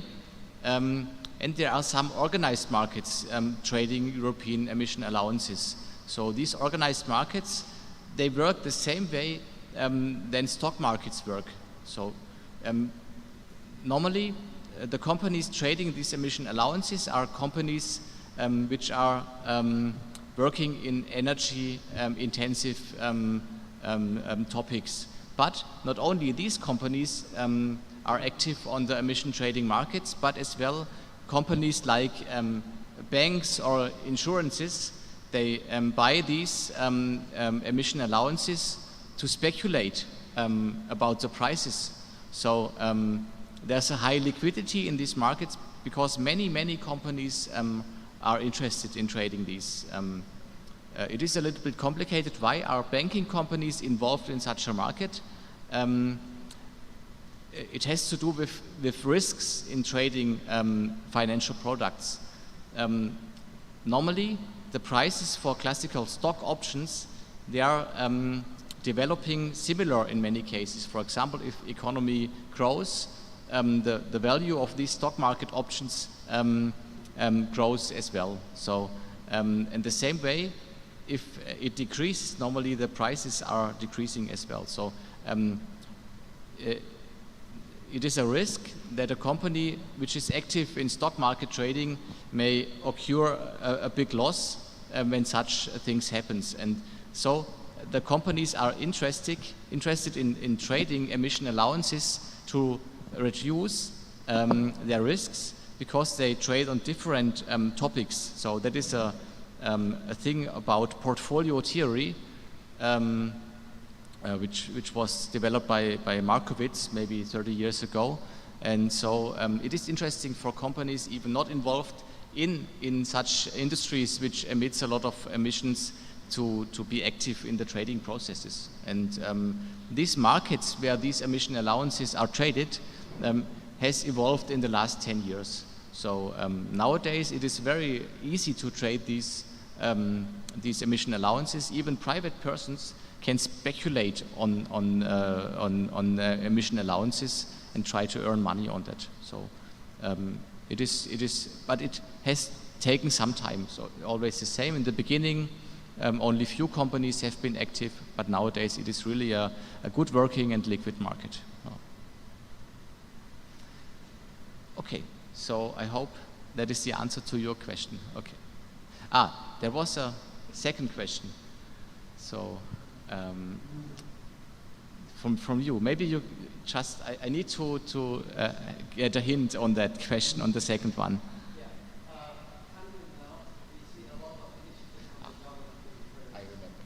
Okay, thanks. So it was a question, if maybe a situation without subsidies or support is thinkable in the future. So, and that is a topic which is discussed widely in Europe, because we all want that subsidies or support schemes are not needed forever. Because normally the economy should work without state subsidies for a long time. So at the moment, people in Europe are discussing how market mechanism must be developed that in future renewable energy can be used without state subsidies. So many people think as electricity markets, for example, work today, or markets for other energy resources, the mechanisms, they are not adequate for renewable energy. So maybe it has to be done some market development. Markets, for example, have to integrate capacity factors. Normally, nowadays, energy is traded normally per megawatt hour, so people pay for the amount of electricity they receive, and not for the capacity of the plant which produces the electricity. So for example, it is discussed maybe that in future we won't have energy only markets only, but as well capacity markets, so that investors are paid for the capacity of the plants as well, not only for the energy which is produced for the plants. But it is still an ongoing process, and still the final answer to this question has not been found. So it is a difficult process. Yeah.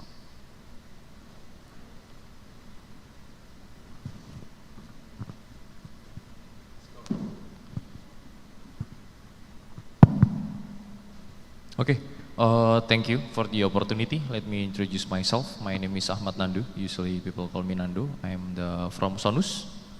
The question may be quite bit technically about the transition from the conventional energy to the renewable energy itself. As we know that you mentioned the transition, or your target is hundreds of gigawatts for the next years, and basically in Indonesia we are still struggling less than 10 gigawatts, I think, and our government, I think, has no clue about how to manage technically and also financially that thing that the renewable energy is not a threat. So the question is, first, if you have those capacity of renewable energy, how you manage, because as I know that most of them are on grid system and still need the voltage source, means the conventional one, or do you have also the blueprint for the transformation from the on-grid to the off-grid system? And that's also will be helpful for us to realize and also to know how the other country will have the blueprint, the transition from the conventional to the renewable energy. I think that's the main question. Thank you. Okay, thank you for that question. So it is about the integration, the technical integration of renewable energy into the electricity grids, for example, but as well into the electricity markets, if I understood correct. And there was a development about that integration as well in Germany. In the beginning, the government decided that the integration of renewable energy or the renewable electricity have to be done by the transmission system operator. That is in Germany or in Europe, that are companies, mostly state-owned companies, who are responsible to operate the transmission grid in different countries in Europe. So they are not only for operating the grids, but they are as well responsible for system stability. They need to work that, for example, the frequency is stable, that we don't have blackouts in Europe, and so. And the state said, well, that's a new technology. We have the photovoltaics or the wind power, which is fluctuating. And so we need someone to take care, to integrate these fluctuating electricity sources into the normal system. And as in the beginning it was a new technology, the state said, well, it must be done by a state-controlled company like the transmission system operator. And so I know that personally very good, because when I finished my studies at University of Hohenheim, I was working for more than 7 years by one of these transmission system operator, and I was responsible for the integration process of photovoltaics and wind power, for example, developing the forecast for PV systems, developing the market integration rules for renewable energy. So in the beginning, the whole electricity produced by renewable sources was delivered to the transmission system operator, and then this transmission system operator was responsible for integrating this electricity in the electricity markets and in the electricity grids. So for example, we developed mechanisms to sell this electricity on the wholesale markets and so on.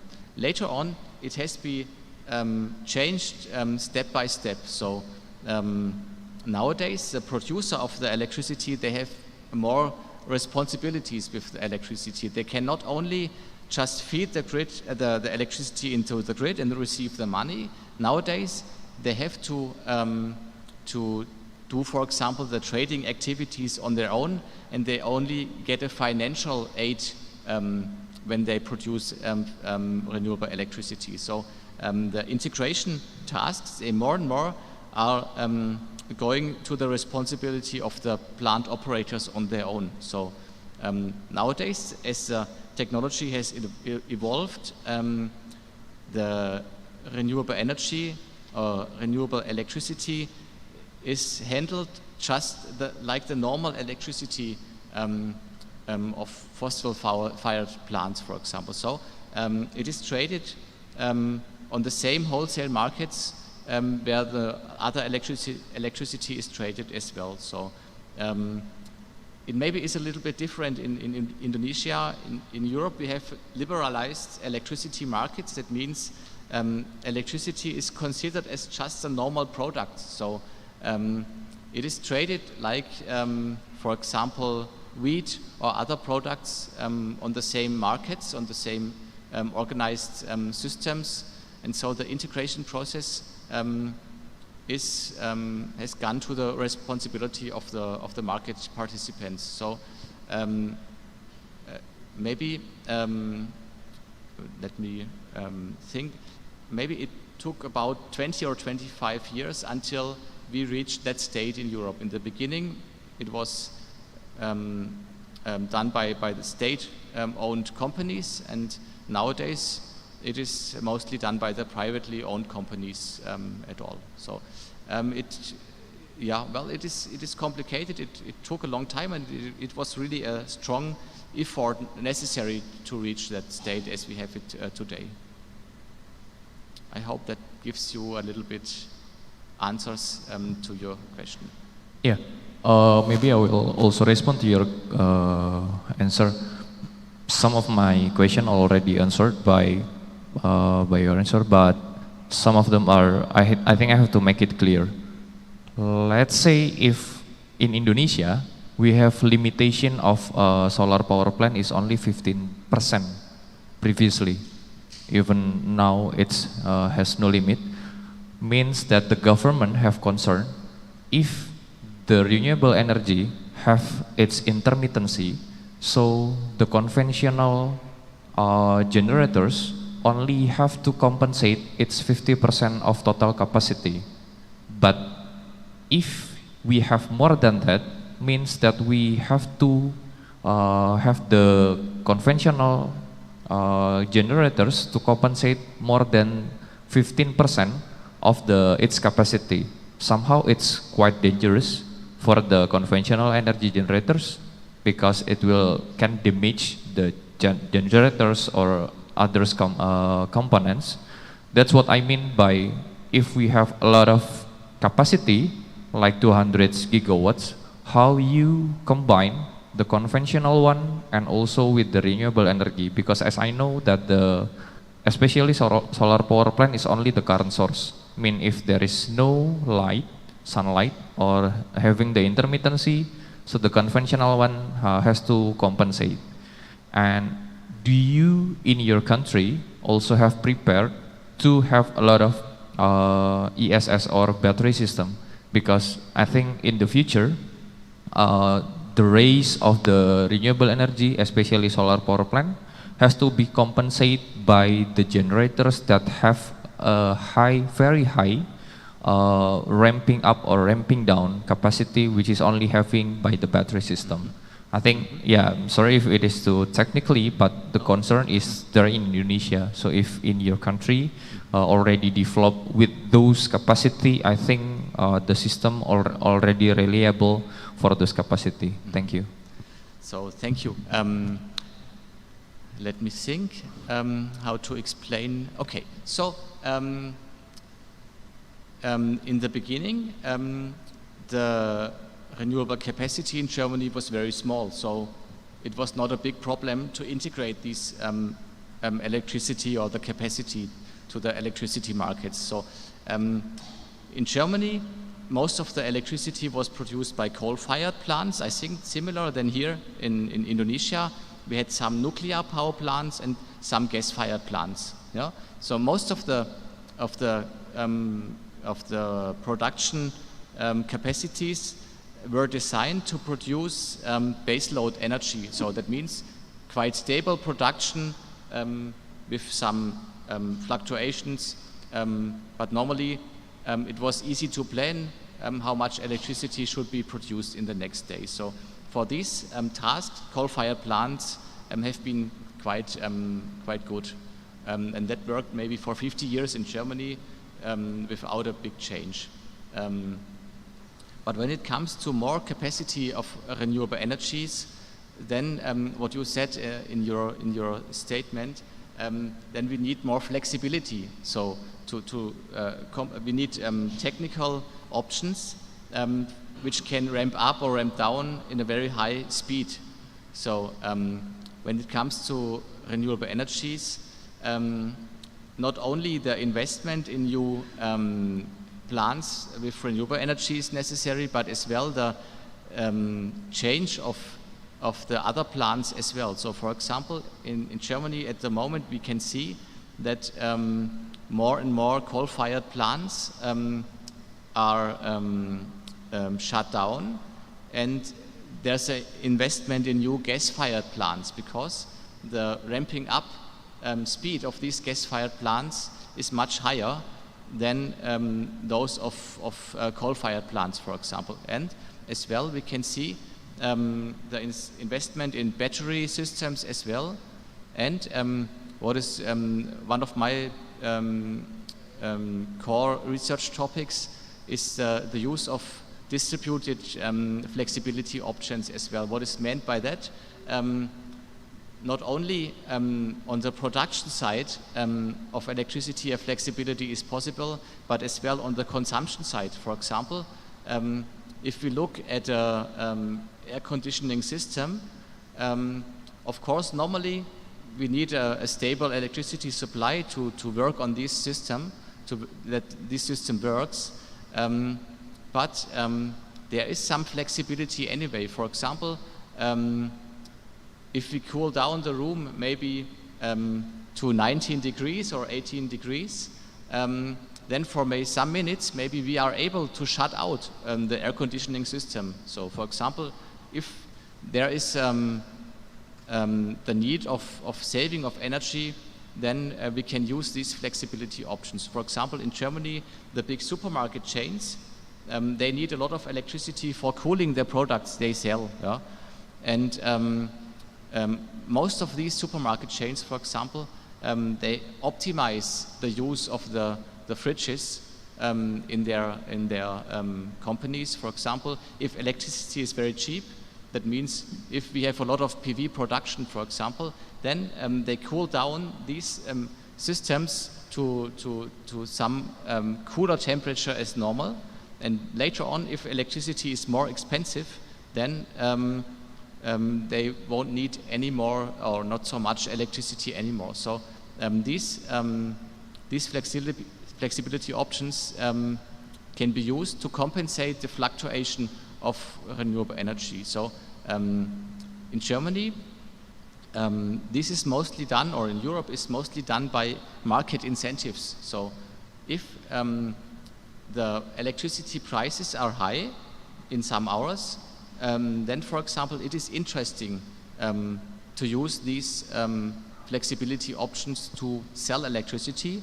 And if the prices are low in some hours, then it's interesting to buy a lot of electricity, maybe to cool these fridges a little bit to a temperature which is lower than normal. So there's no mechanism run by the state to control the fluctuations of the PV or wind power systems, but it is done by market incentives.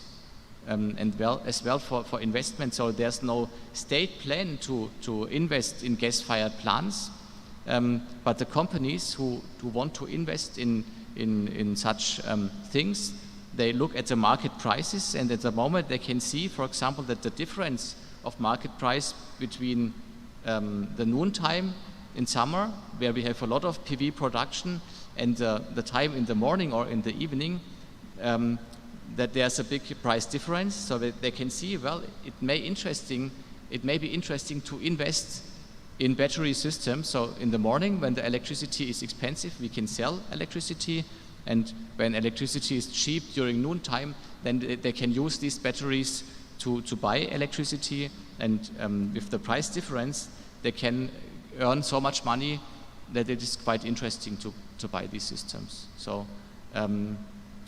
maybe that's a part of the answer. So there's no direct mechanism, but it is done by the economy itself. So by giving them the right incentives to invest, and so we try to do it. So I have to be honest, not everything is working perfectly.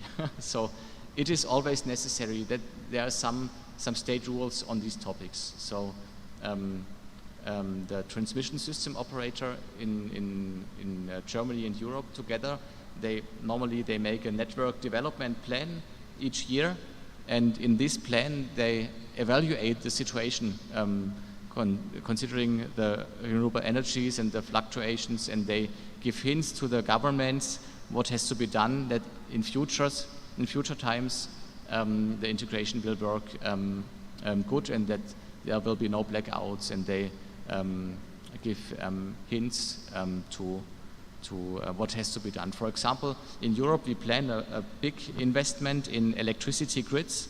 So for example, we found out in many cases, as Europe is quite big, it is possible to compensate the fluctuation of wind power between the different countries. So for example, if in Spain there's a lot of electricity production with wind power, maybe in other countries like Greek there's no production, or vice versa. So it is able to compensate the fluctuations between different regions to get a more stable production of renewable energy. So maybe if you have more questions, we can continue by a coffee later, no problem. Yeah. I think because in Indonesia, mostly we are having a flat tariff, so that will be a different cases. So yeah, but those condition can be used as a reference, and we try to discuss with the government to apply some multi-tariff based on the condition of the generation. I think that's all. Thank you. Thanks. Okay, thank you. We still have 2 questions in the Zoom meeting, and also I think there is one more question from our participant here, but I don't know if we have time for this. Can we still take questions? 2 questions here. Oh my. Is that okay? Because I think this talk is very interesting. There are 2 questions in the Zoom meeting also, so we need to, share. Short. Is that okay? Short question, okay? I will read the question from the Zoom meeting, and then Bu Feby can ask your question. Okay, so in the Zoom meeting there are 2 questions.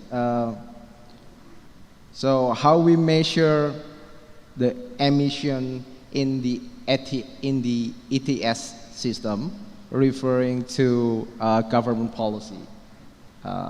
So that's one question. And the second question, what is the procedure? I think this question is for Christina, I guess. How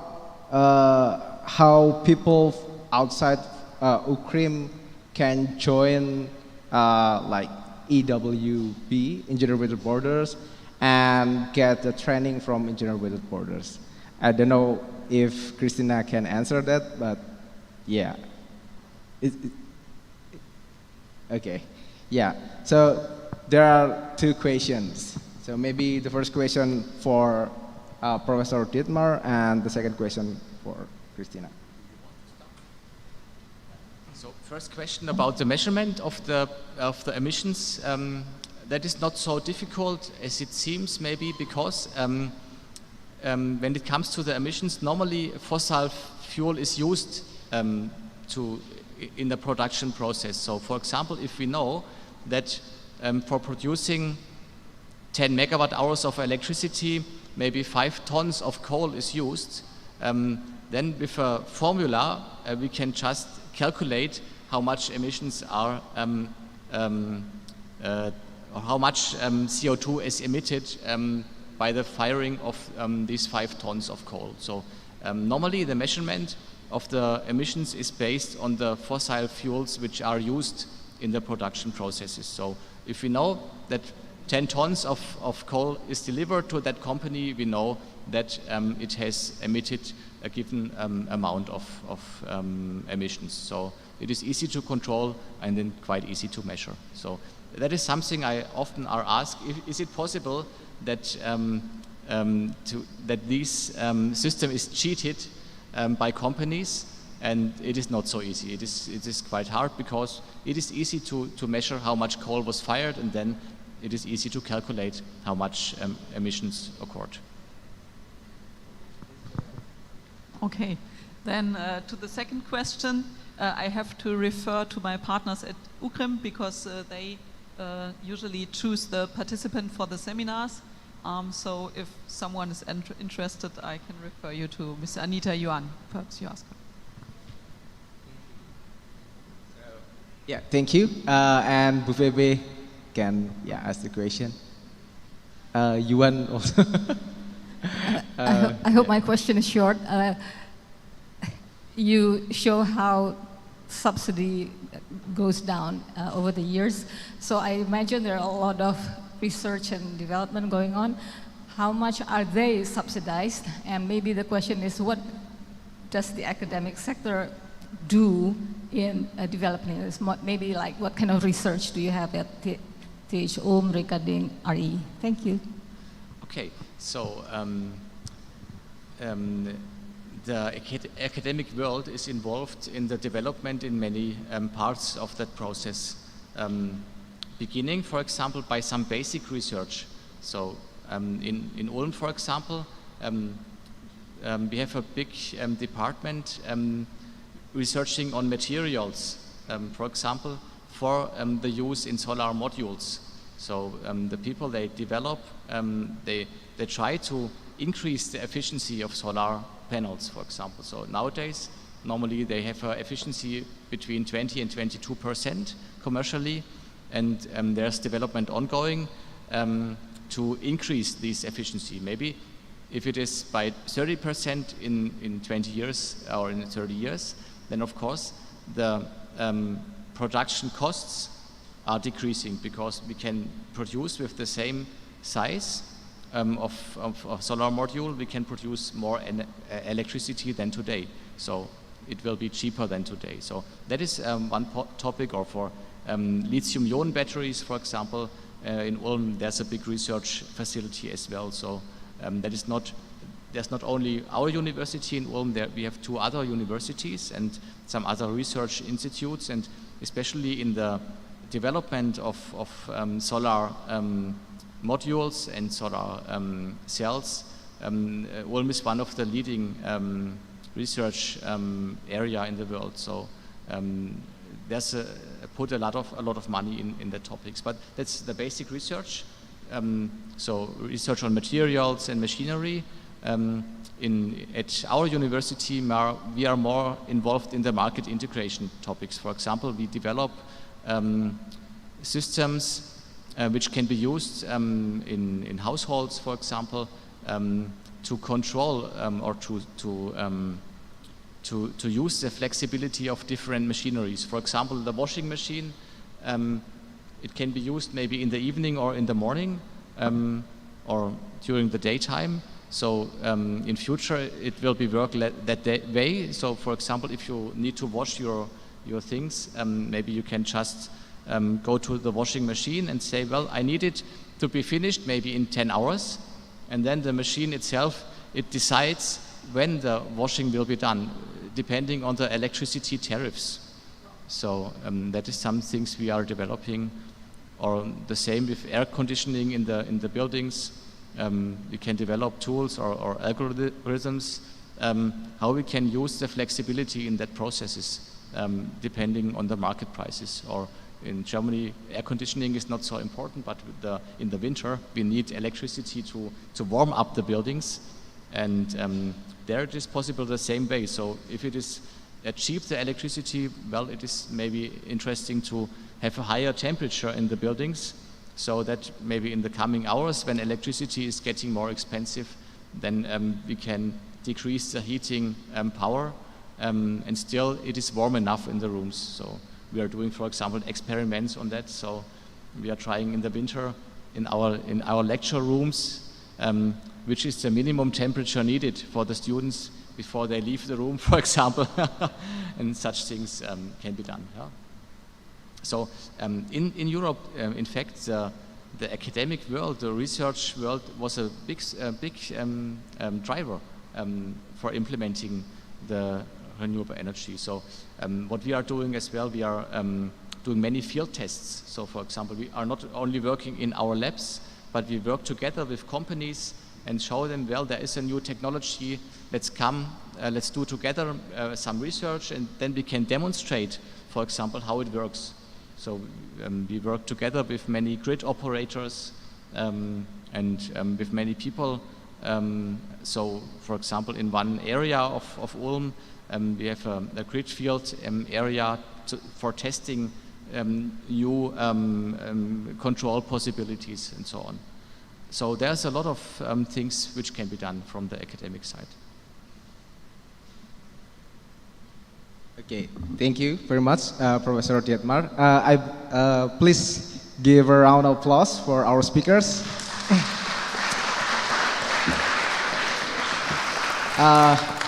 Yeah, I believe there are many questions more, but we are limited in time. So, yeah, if there are people that want to ask question more, maybe you can reach out us at UKRIM, Renewable Energy Center at UKRIM, and then yeah, maybe we can connect to EWP or our speakers. So now we have a 10-minute break, so you can get a quick lunch or get your snacks, and then you can come back to hear our three speakers representing UKRIM.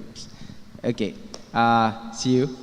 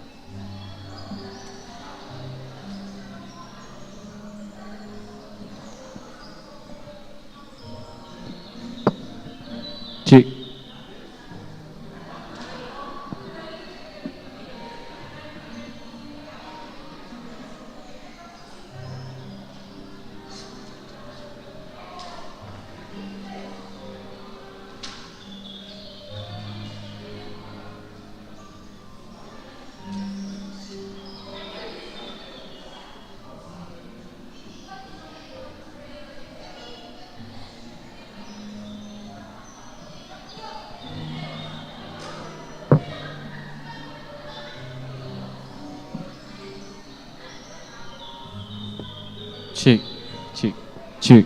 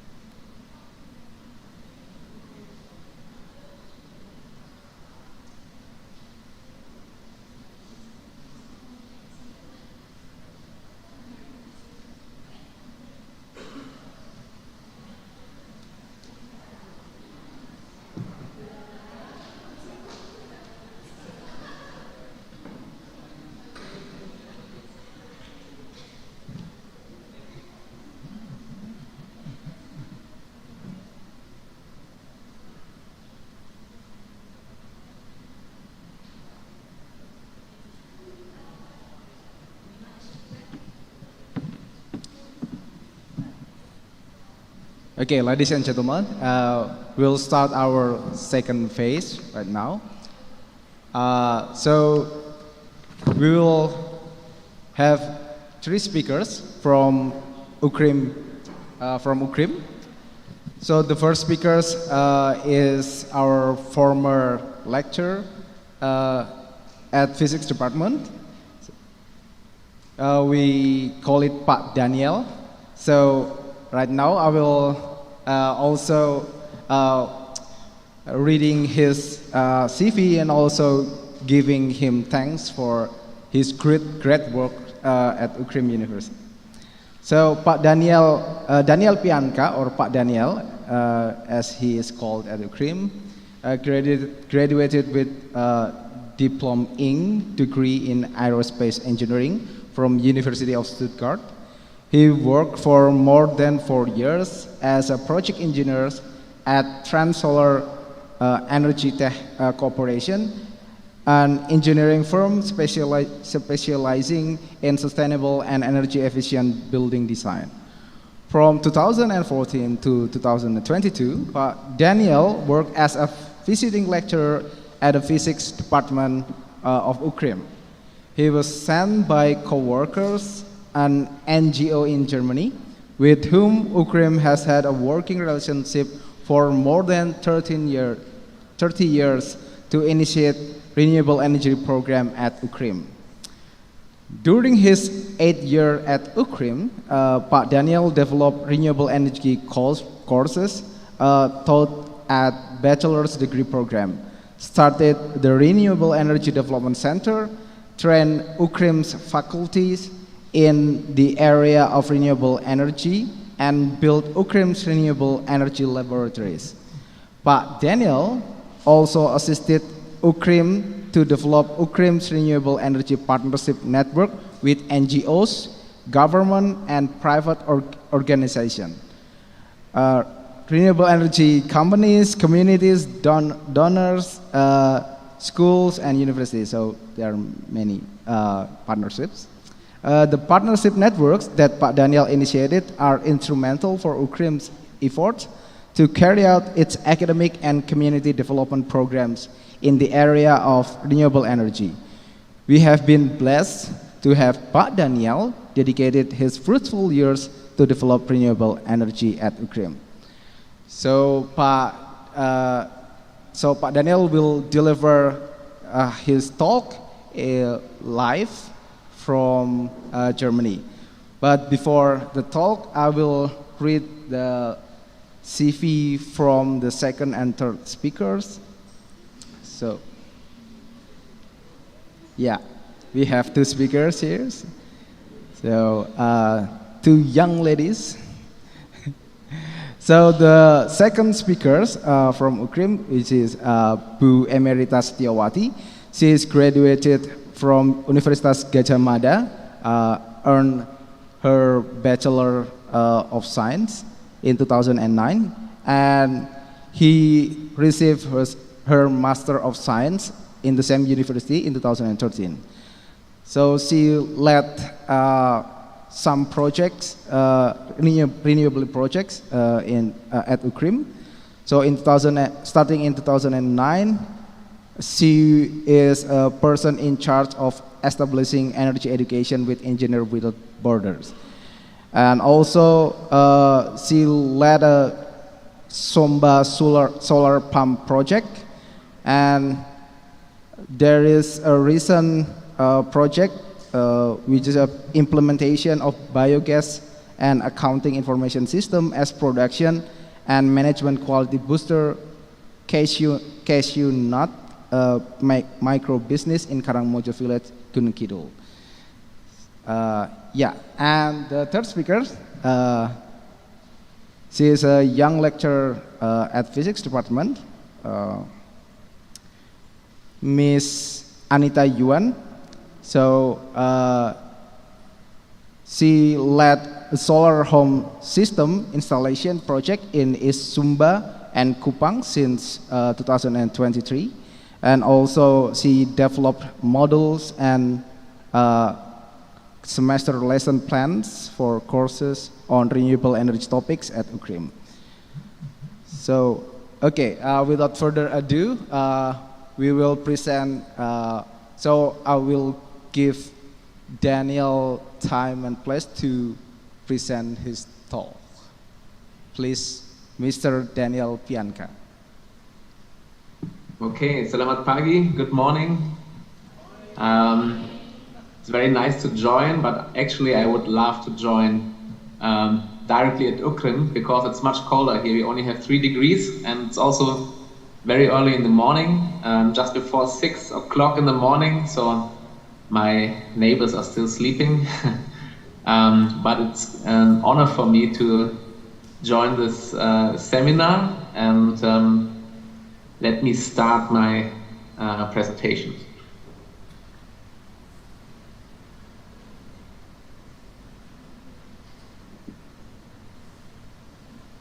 Okay, so the topic is UKRIM's commitment to advancing renewable energy through academics and community development initiatives.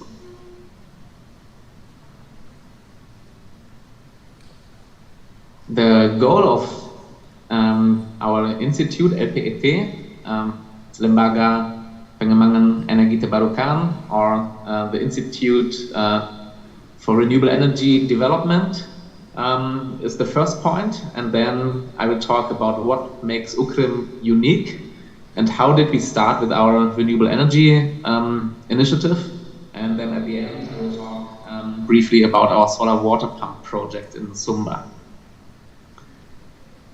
The goal of our training center, of the institute, was to promote renewable energy and enable students to use their knowledge to meet the needs on their home islands. We are mainly focusing on 2 goals, but in the last 2 years we also had a 3rd goal from the Sustainable Development Goals that was also getting important.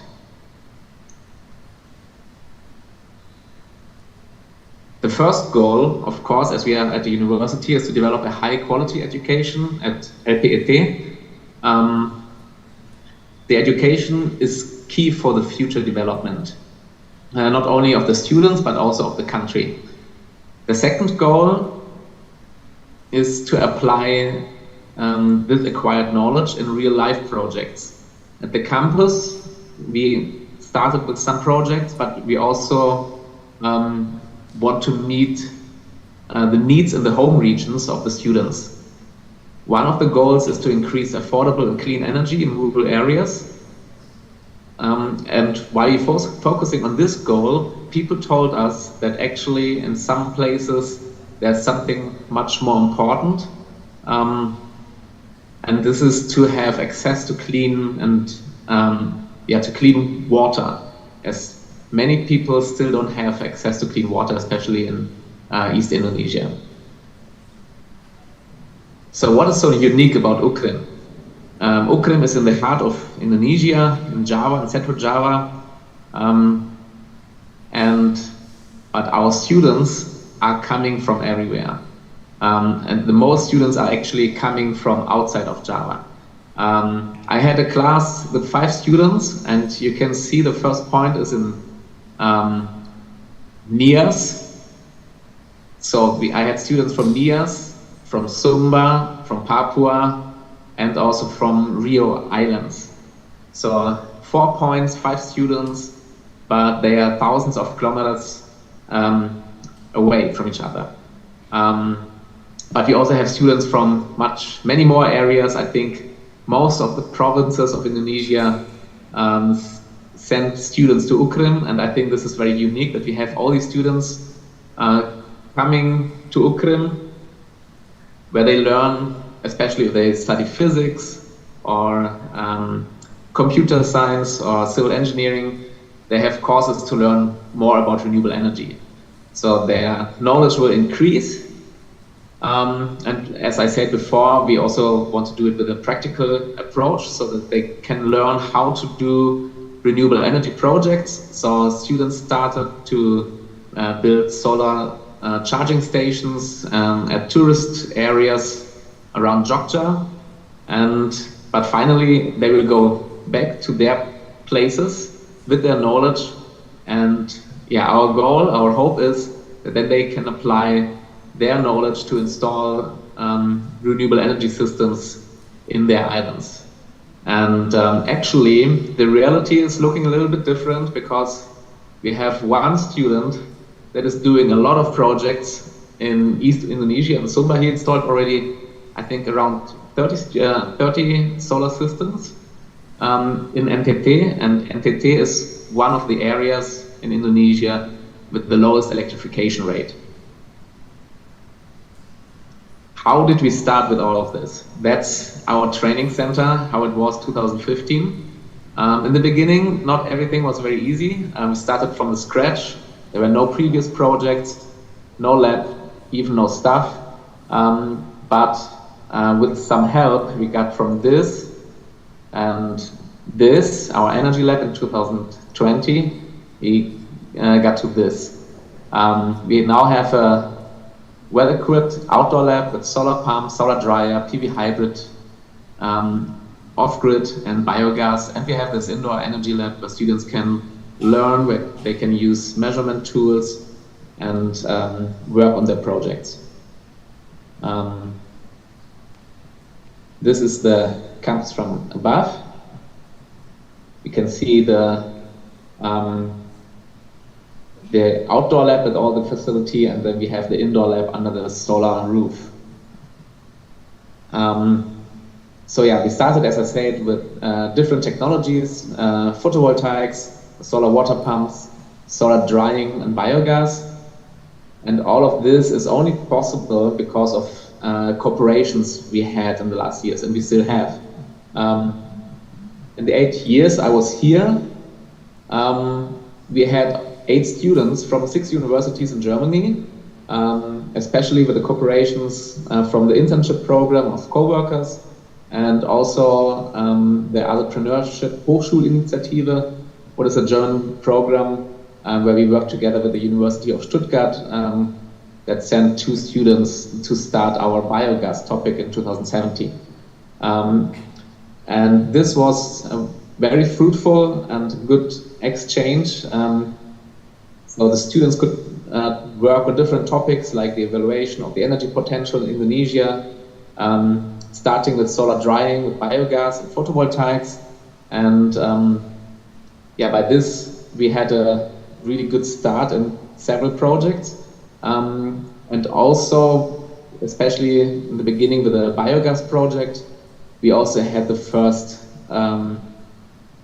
cooperations with local NGOs, especially with Rumah Energi. Rumah Energi has the biogas program, the national biogas program in Indonesia, and they helped us also with workshops and yeah, building our biogas plant at Ukrim. And yeah, so out of this, we had a really interesting start. And in 2018, I had a presentation. I was invited by Professor Dietmar, and out of this, we had the first contact with Engineers Without Borders, who is now a partner since 2019. So 2019, Engineers Without Borders came to Ukrim the first time, and we had some workshops.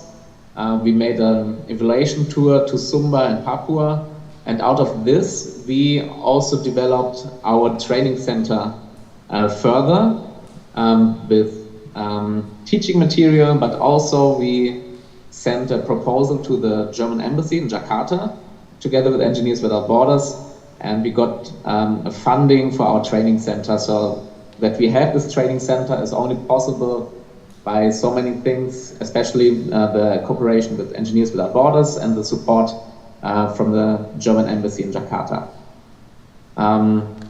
So we installed also a 10 kilowatt system in 2018 together with City Chapel in Stuttgart. And at that time, there were only around 300 solar systems that are grid connected in Indonesia. I think now it's over 7,000. So in the last years, a lot is happening, and it was very exciting, but also sometimes, yeah, we need time to start with these kind of new projects.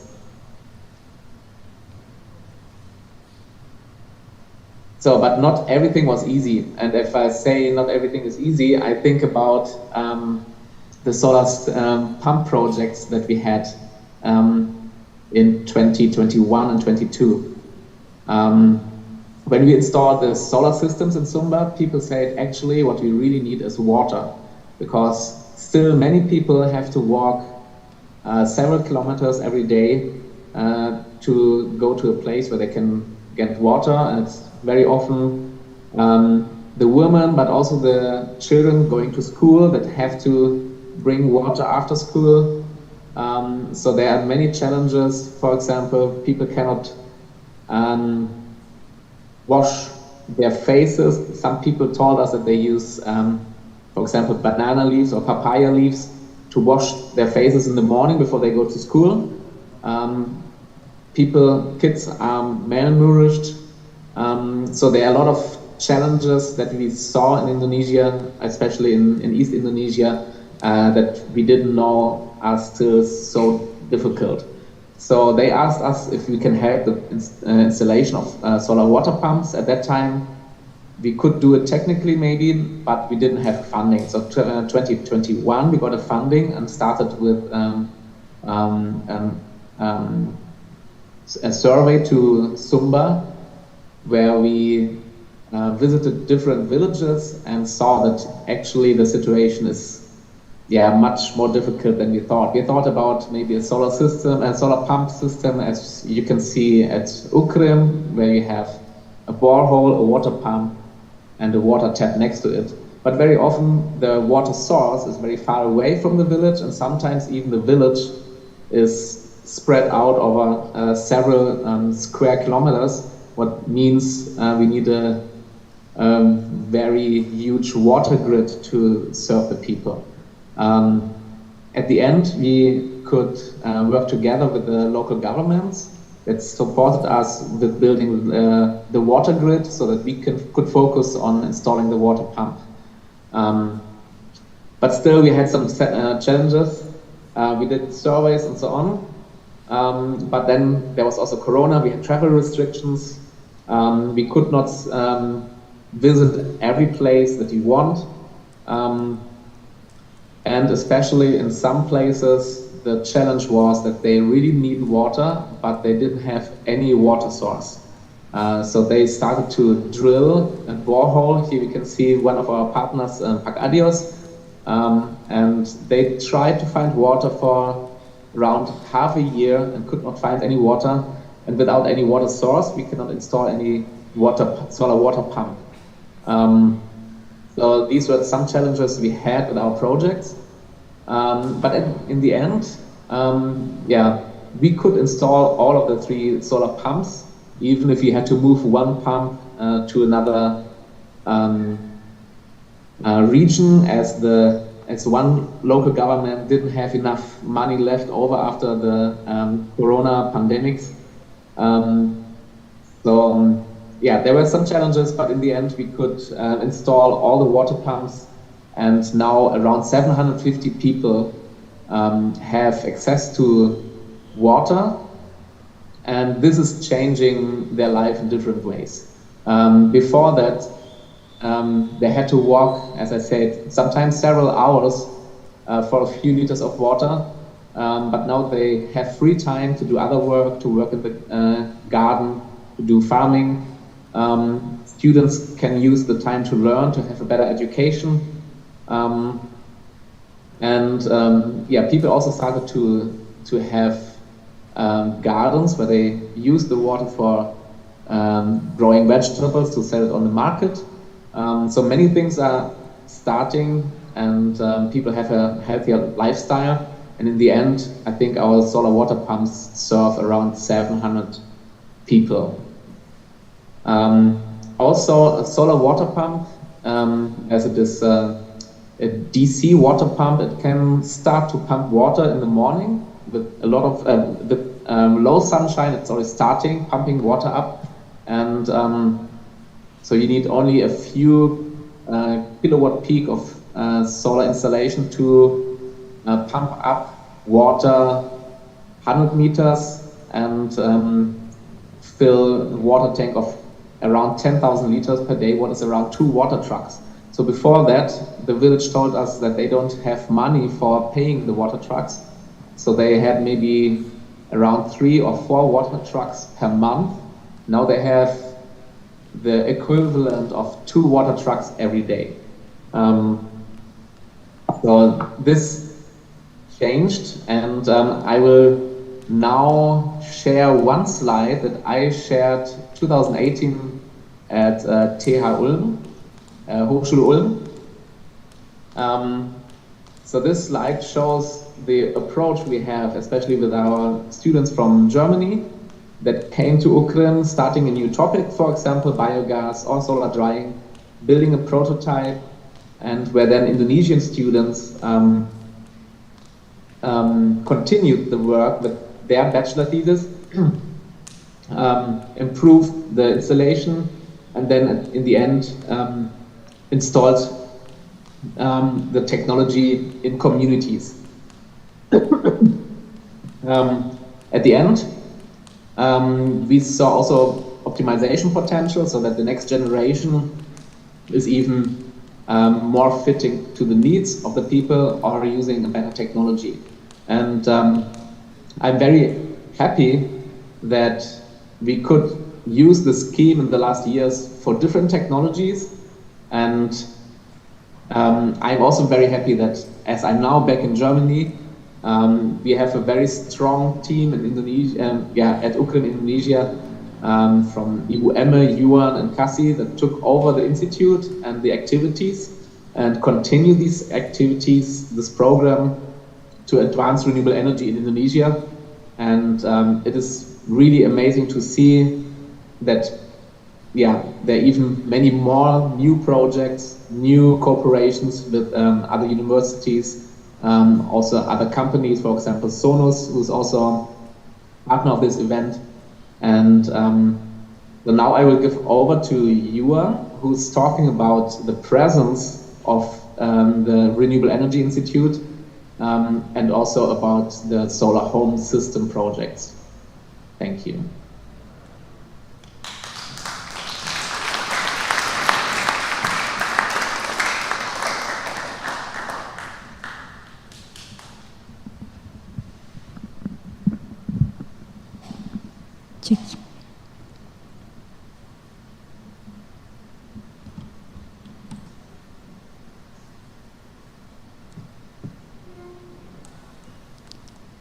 Ladies and gentlemen, good afternoon. My name is Anita Yuan, and today I will present, or I will continue the presentation from us, from UKRIM.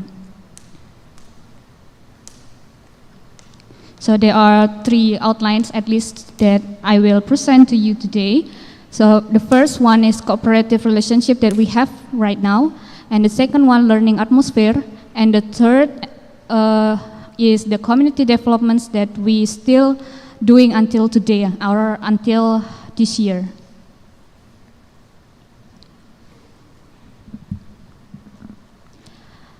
As what Pak Daniel already stated previously, that we have several cooperation or collaboration from various institutions, including regional government, religious institution, several companies, and even school and university. And each part or each institution plays the important role in the implementation of the renewable energy that we carry out in UKRIM. For example, the implementation of our solar pump, it's the collaboration between the government, regional, and the companies, and the church where the system is installed. And also, we have international institutions that collaborate with us to improve our quality of teaching by sending, like Pak Daniel, for example, and then some students to here to UKRIM to do internship, so we can interact, interactive with them directly.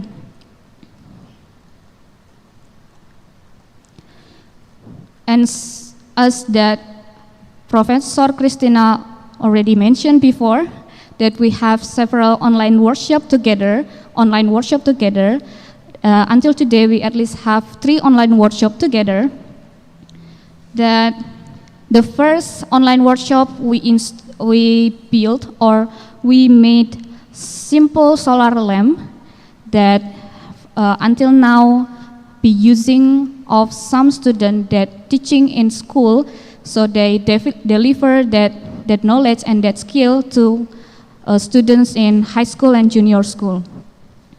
And the second one, we built our solar charging station first generation with wood.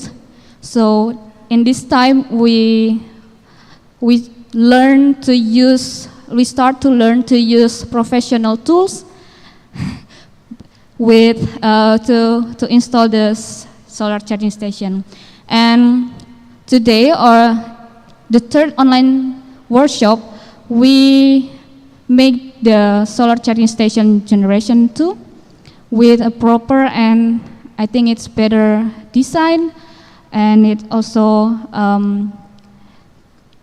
involve more students in the online and involve more students to finish the solar charging station.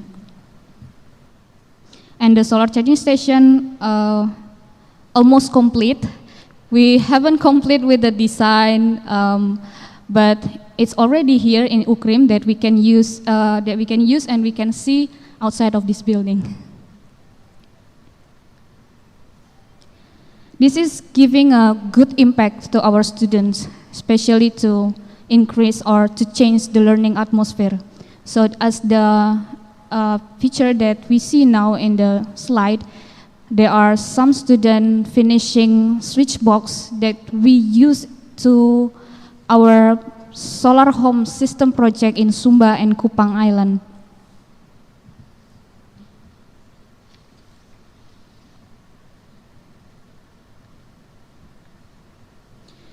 And with existing facilities that getting more complete, we can see that all the students can do the practicum directly, using the tools directly, and conduct research for their final assignment, and even get involved in the community service of the lecturer. So in this case, or in this picture, we can see some students doing practicum, some students doing the switch box, and some students making the biogas with our biogas that we have in our workshop or our lab right now.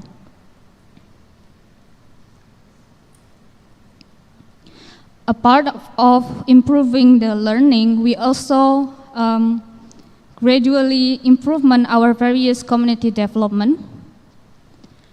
For example, the solar dryer in Karangmojo that will be presented by Ibu Eme after this, and the solar pump in Sumba, like Pak Daniel already told us. And in this change, I will present the solar home system project that we have until this year.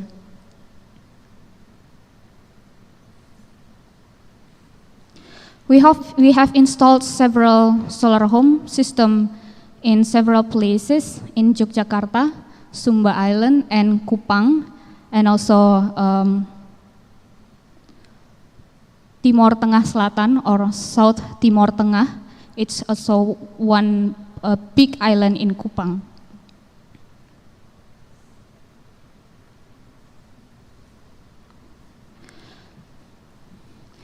And we installed the solar home system for matter of learning, to train students and also to train the people around the place that we installed the solar home system.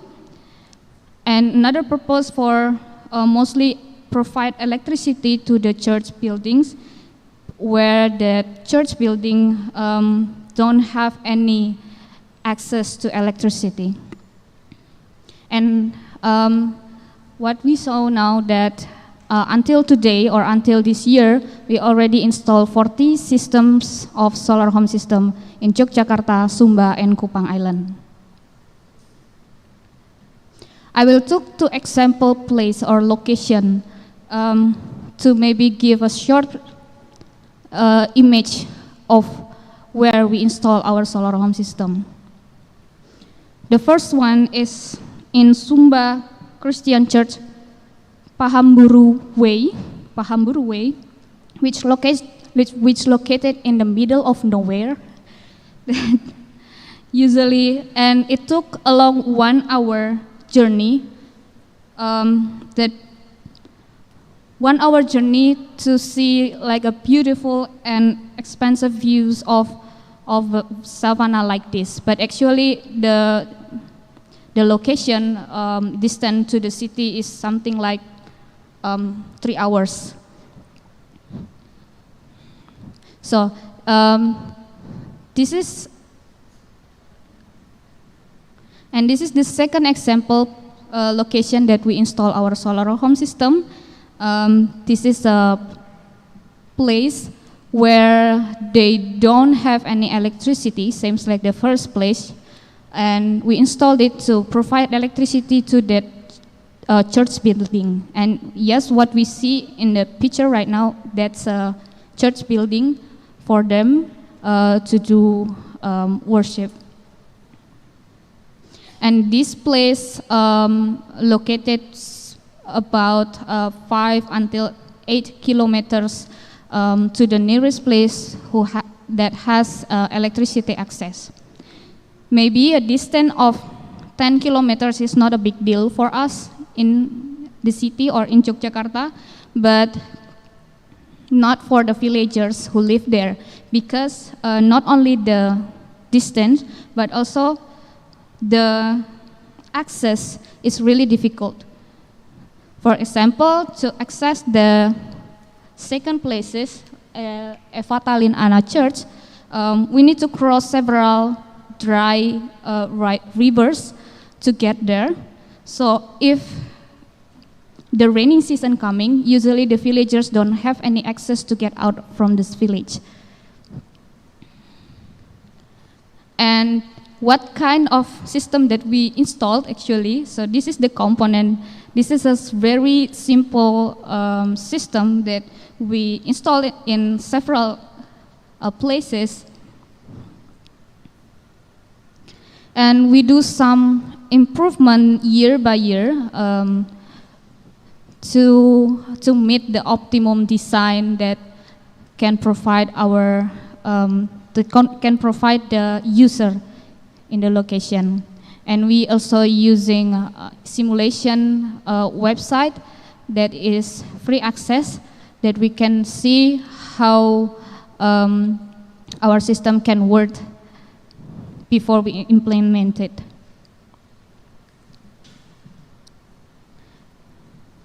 And this is the example that has been installed over time from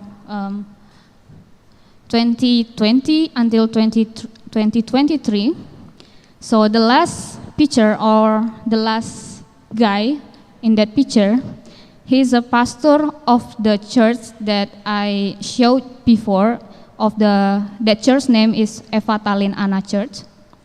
We installed the system in January this year, and we heard from our contact person that since the first night the system installed, he couldn't stop to staring the lights, because he said that that's the first night they have lamps or electricity lamp. However, after a few days, the installation, we received a report that the lights was no longer on. We assume that it's possibly because of maybe he accidentally turning on the lamp during the day.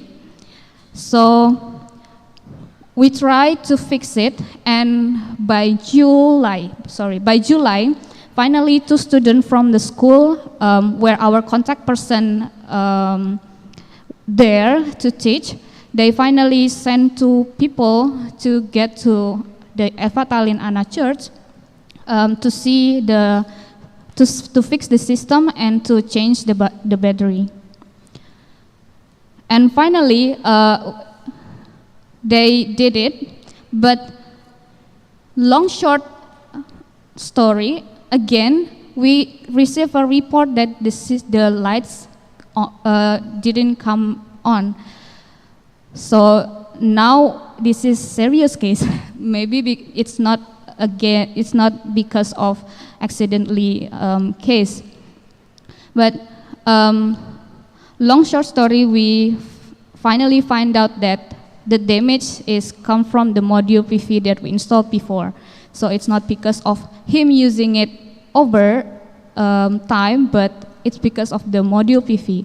But no one from that school who sent the students before can change them or can replace it.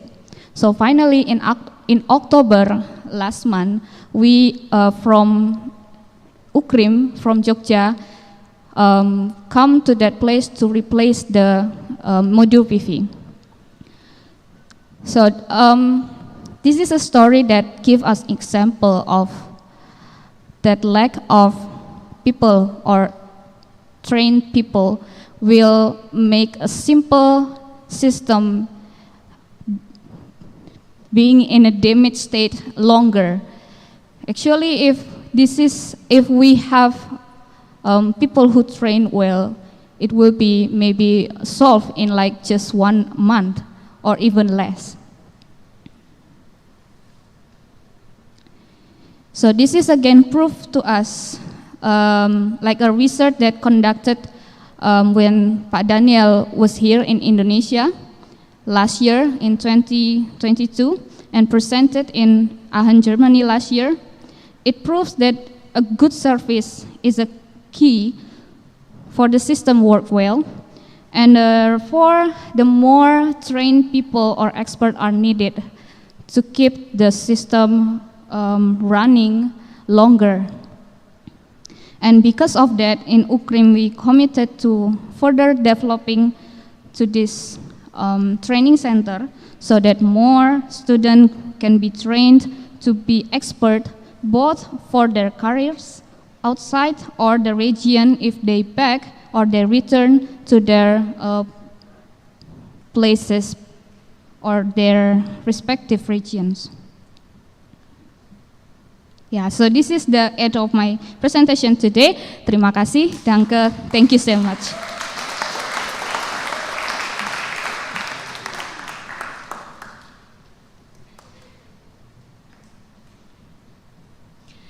Good afternoon, ladies and gentlemen. I would like to continue our presentation today. So, my presentation is the first one. The first of our project is supporting cashew nut micro business at Karangmojo, Gunung Kidul. So we got the funding from Indonesian Ministry of Education, Culture, Research and Technology. In 2022, we implemented solar dryer, branding and digital marketing. In 2023, we implemented the home biogas digester and digital accountancy. Our second project is establishing renewable energy education in local school. So our team is Regina, Yeni, Ramona, our physics student, and then Zulfi from Christian education student, and me as their lecturer. We also got the funding from Indonesian Ministry of Education, Culture, Research and Technology. We implemented solar home system for renewable energy education at local school. So here is our outline today. The first one is solar drying. The second one is branding and digital marketing. And then the third one, home biogas digester, digital accountancy, some of our publication, solar home system for renewable energy education at local school, and then our future hope. The first one is solar dryer that we implemented in 2022. Our partner, Ibu Sumilah Cashew Nut Micro Business, faced some challenge in drying cashew nut. So this is the prior situation that we had before. Our partner just spread out the cashew nut on the ground and dry it traditionally. During the rainy season, it will be very challenging for them. So around 10% of the cashew nut get damaged because the drying process is not perfect. So we come up with the solution, our solar tunnel dryer. We built it with Ibu Heni from Informatic Department and Pak Lukas from Management. And also we involve our student. So after we built the solar tunnel dryer, our partner have a better quality of cashew nut production, and then also it is more hygienic and the drying process is more effective and efficient.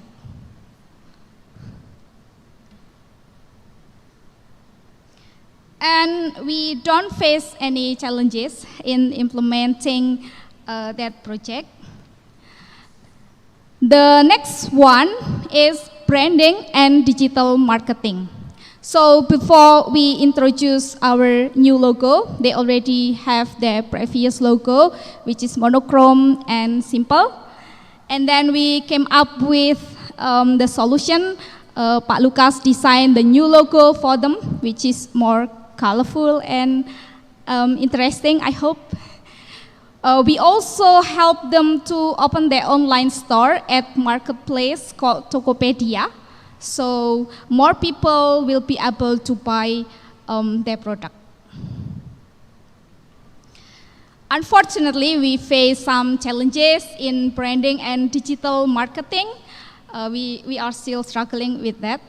The first one is sustainability.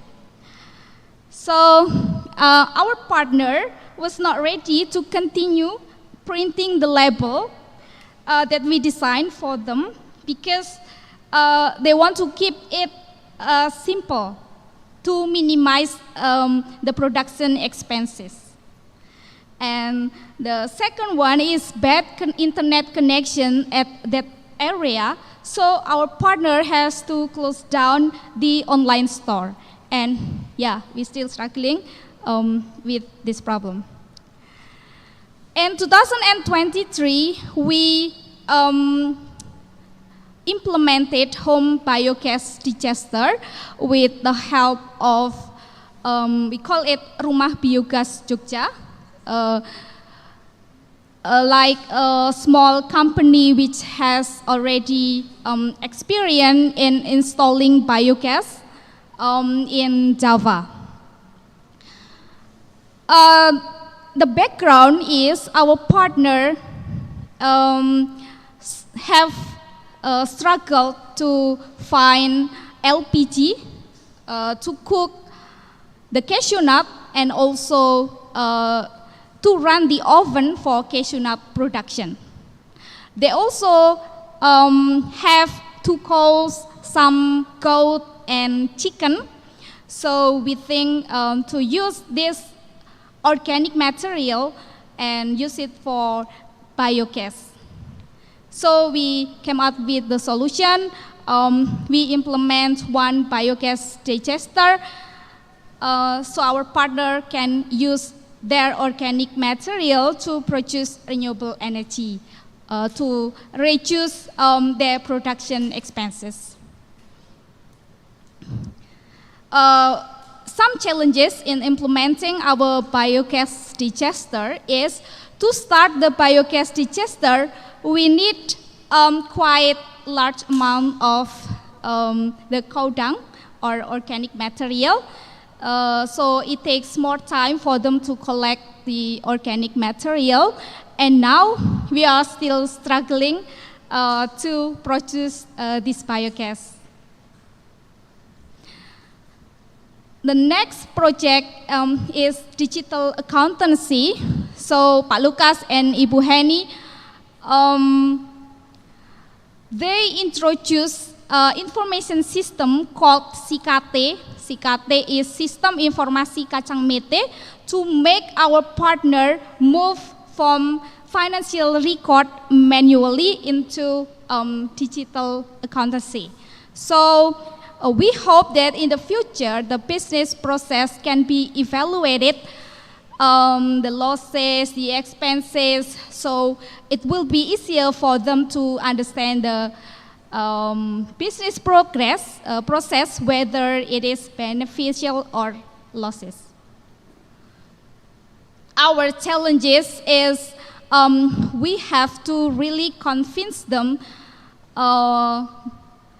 periodically, maybe, yeah, to really move from the paper-based to the digital accountancy. Yeah, here are our publications. So from the two projects, we present our our project result to national seminar at another university in Jogja. Also, we write two articles at national online newspaper called Kedaulatan Rakyat. The second project is supporting a local school in renewable energy education. We do believe that education for young generation is a key factor to spread the renewable energy knowledge. So, together with 4 UKRIM students, we try to make proposal to our ministry, and we conduct a renewable energy education for local school. So among around 40,000 submitted proposal, around 5,000 were funded, including 3 from UKRIM. 77 students from Mangunan Junior High School come to UKRIM to learn about renewable energy system that we have at our training center.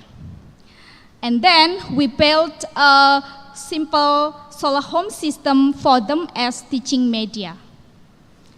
This is the process. We made the headmaster and some teachers to explain about our planning. And then after we got informed that our proposal was funded, our team make a presentation to their student, yeah, to get to know what is renewable energy, what is the benefit of using renewable energy. So, and then their students come to our training center to see the real usage of renewable energy system. They learn about biogas, solar dryer, solar pump, solar on-grid, solar off-grid directly. Our students explain to them how can we benefit of using renewable energy. And the next picture is when we have mentoring for monitoring and evaluation progress.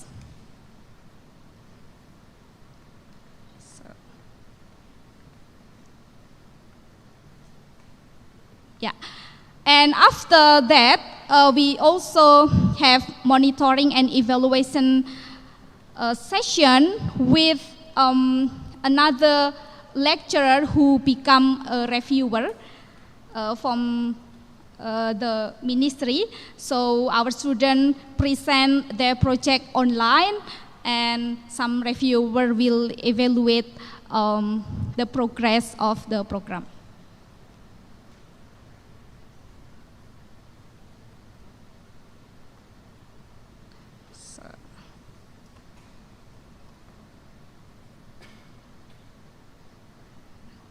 And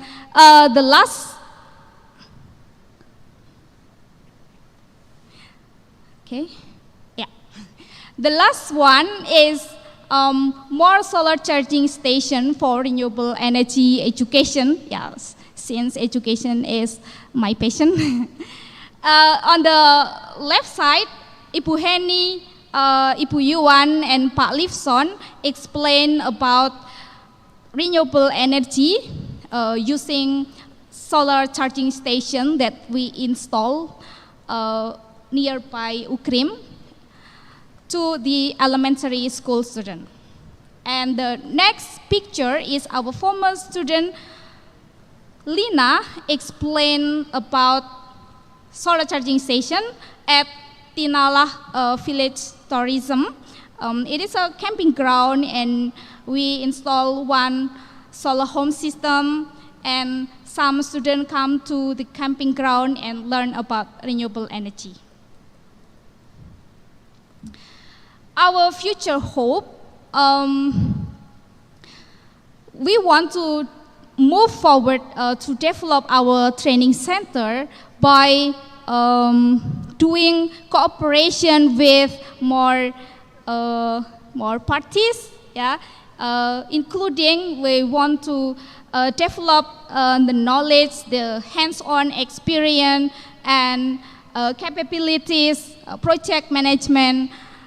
So in the future, we can implement or conduct renewable energy education in a good quality, and so it will help our government program to make renewable energy popular and useful for us. Thank you for your kind attention.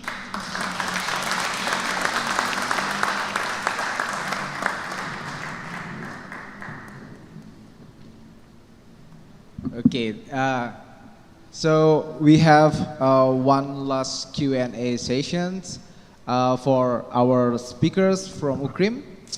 So I will take 3 questions in this phase. Please raise your hand and say your names and ask your questions. Is there anyone?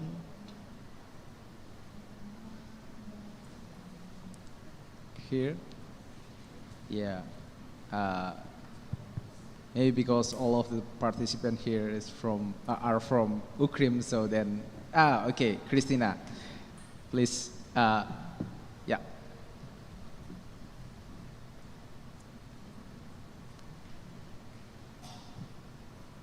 So one question from my side. How do you get your partners? For example, the cashew nut business, did they come to you and asked, or did you get the contact via the ministry? How did you get them? And also, how get you in contact with the schools? And do you plan to extend to further schools, or yeah, what are your future plans? Thank you.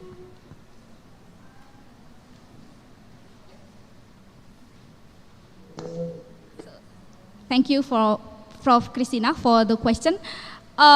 We get to know with the cashew nut micro business because one of our lecturers was originally from that area, Pak Sumanto, yeah, and with Pak Bastaman, Pak Sumanto, we get to know them. About the local school nearby here, actually my children was student there, and I see that their mission is quite match with us. So we try to collaborate. How can we educate our students about renewable energy?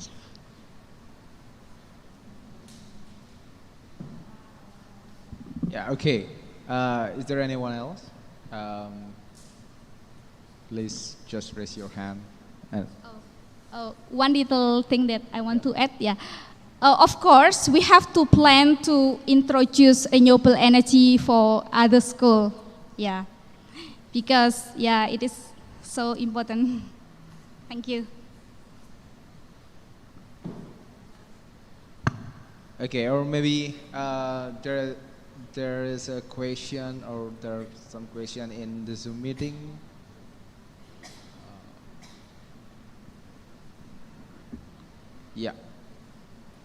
Oh, okay.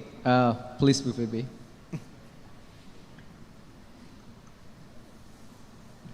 I have a question about how you maintain all the things that you have implemented. Do you, in the beginning, do you explain to your partners that there would be maintenance fee for this, that it's going to cost them something if you build something for them? Is that part of the initial agreement, or does it just come later, right, as a surprise? Thank you.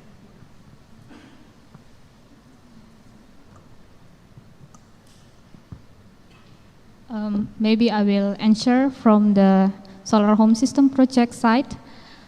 Basically, we don't give any like punishment to them if they like damage the system, or but for now what we trying to, or what we plan is in Kupang we have one contact person that he also the head of a school there, and so the plan for now is all of the system that we built in Kupang and South Timor Tengah,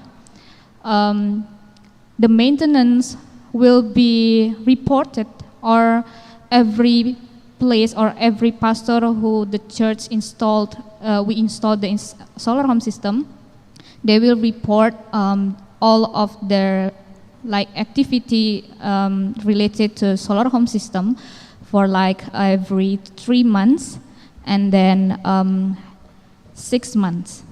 So for 3 months, if there is a damage or there is a thing that we need to fix, we try to sending the students that we already trained in Kupang City with the students of that school.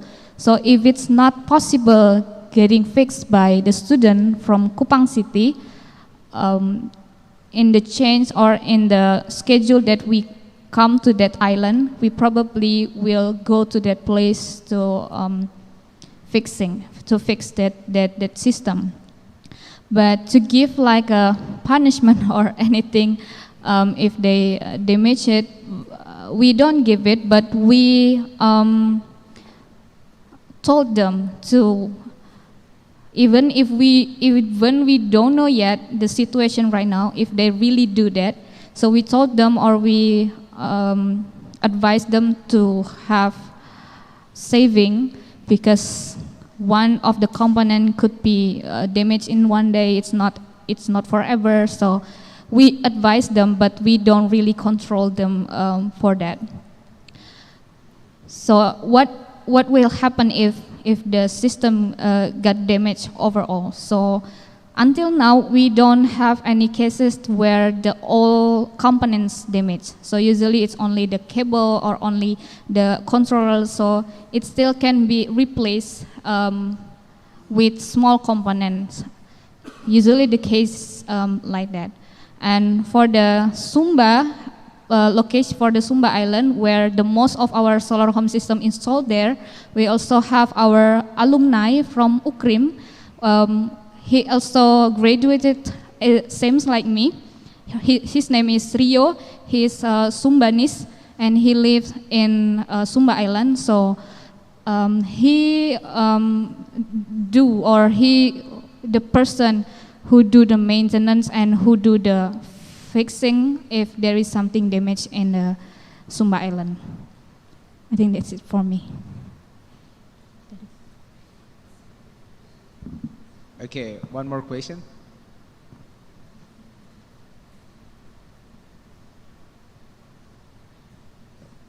Yeah, okay, so if there is no one else asking question, I will close this session, and we are about to end this seminar, and I want to acknowledge our speakers, and also TH Om and Engineer Will Border, because sending our great speaker here, and also of course for our speaker from UKRIM. So please give our speaker a round of applause.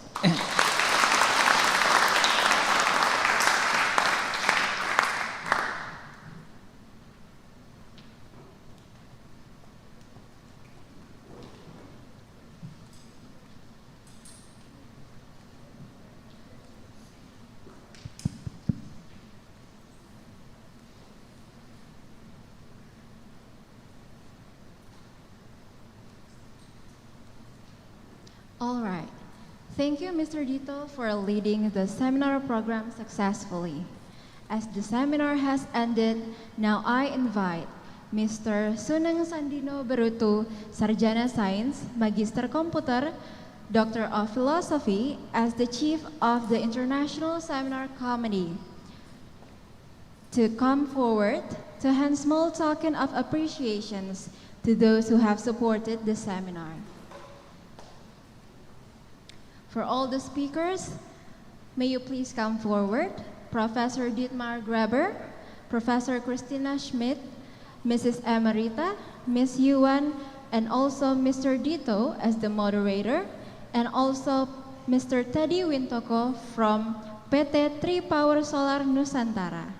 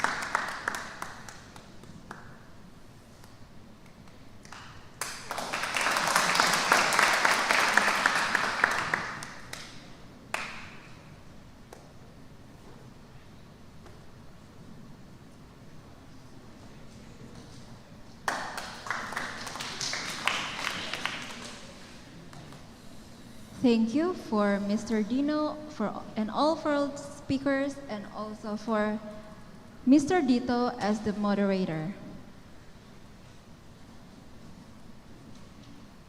Now we are going to close this seminar with a closing prayer.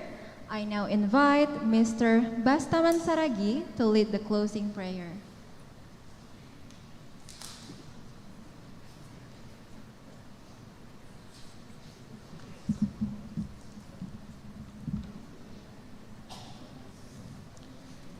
Okay, we close this seminar with prayer to the name of God, the most powerful source of life.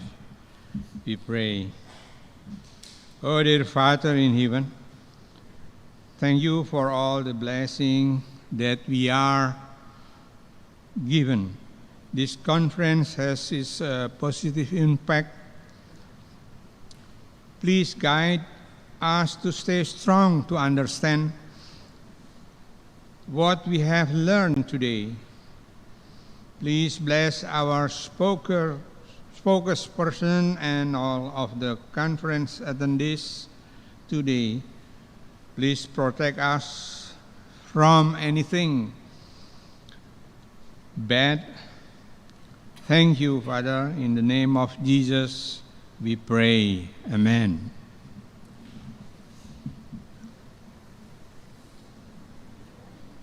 Thank you, Mr. Bastaman, for leading the closing prayer.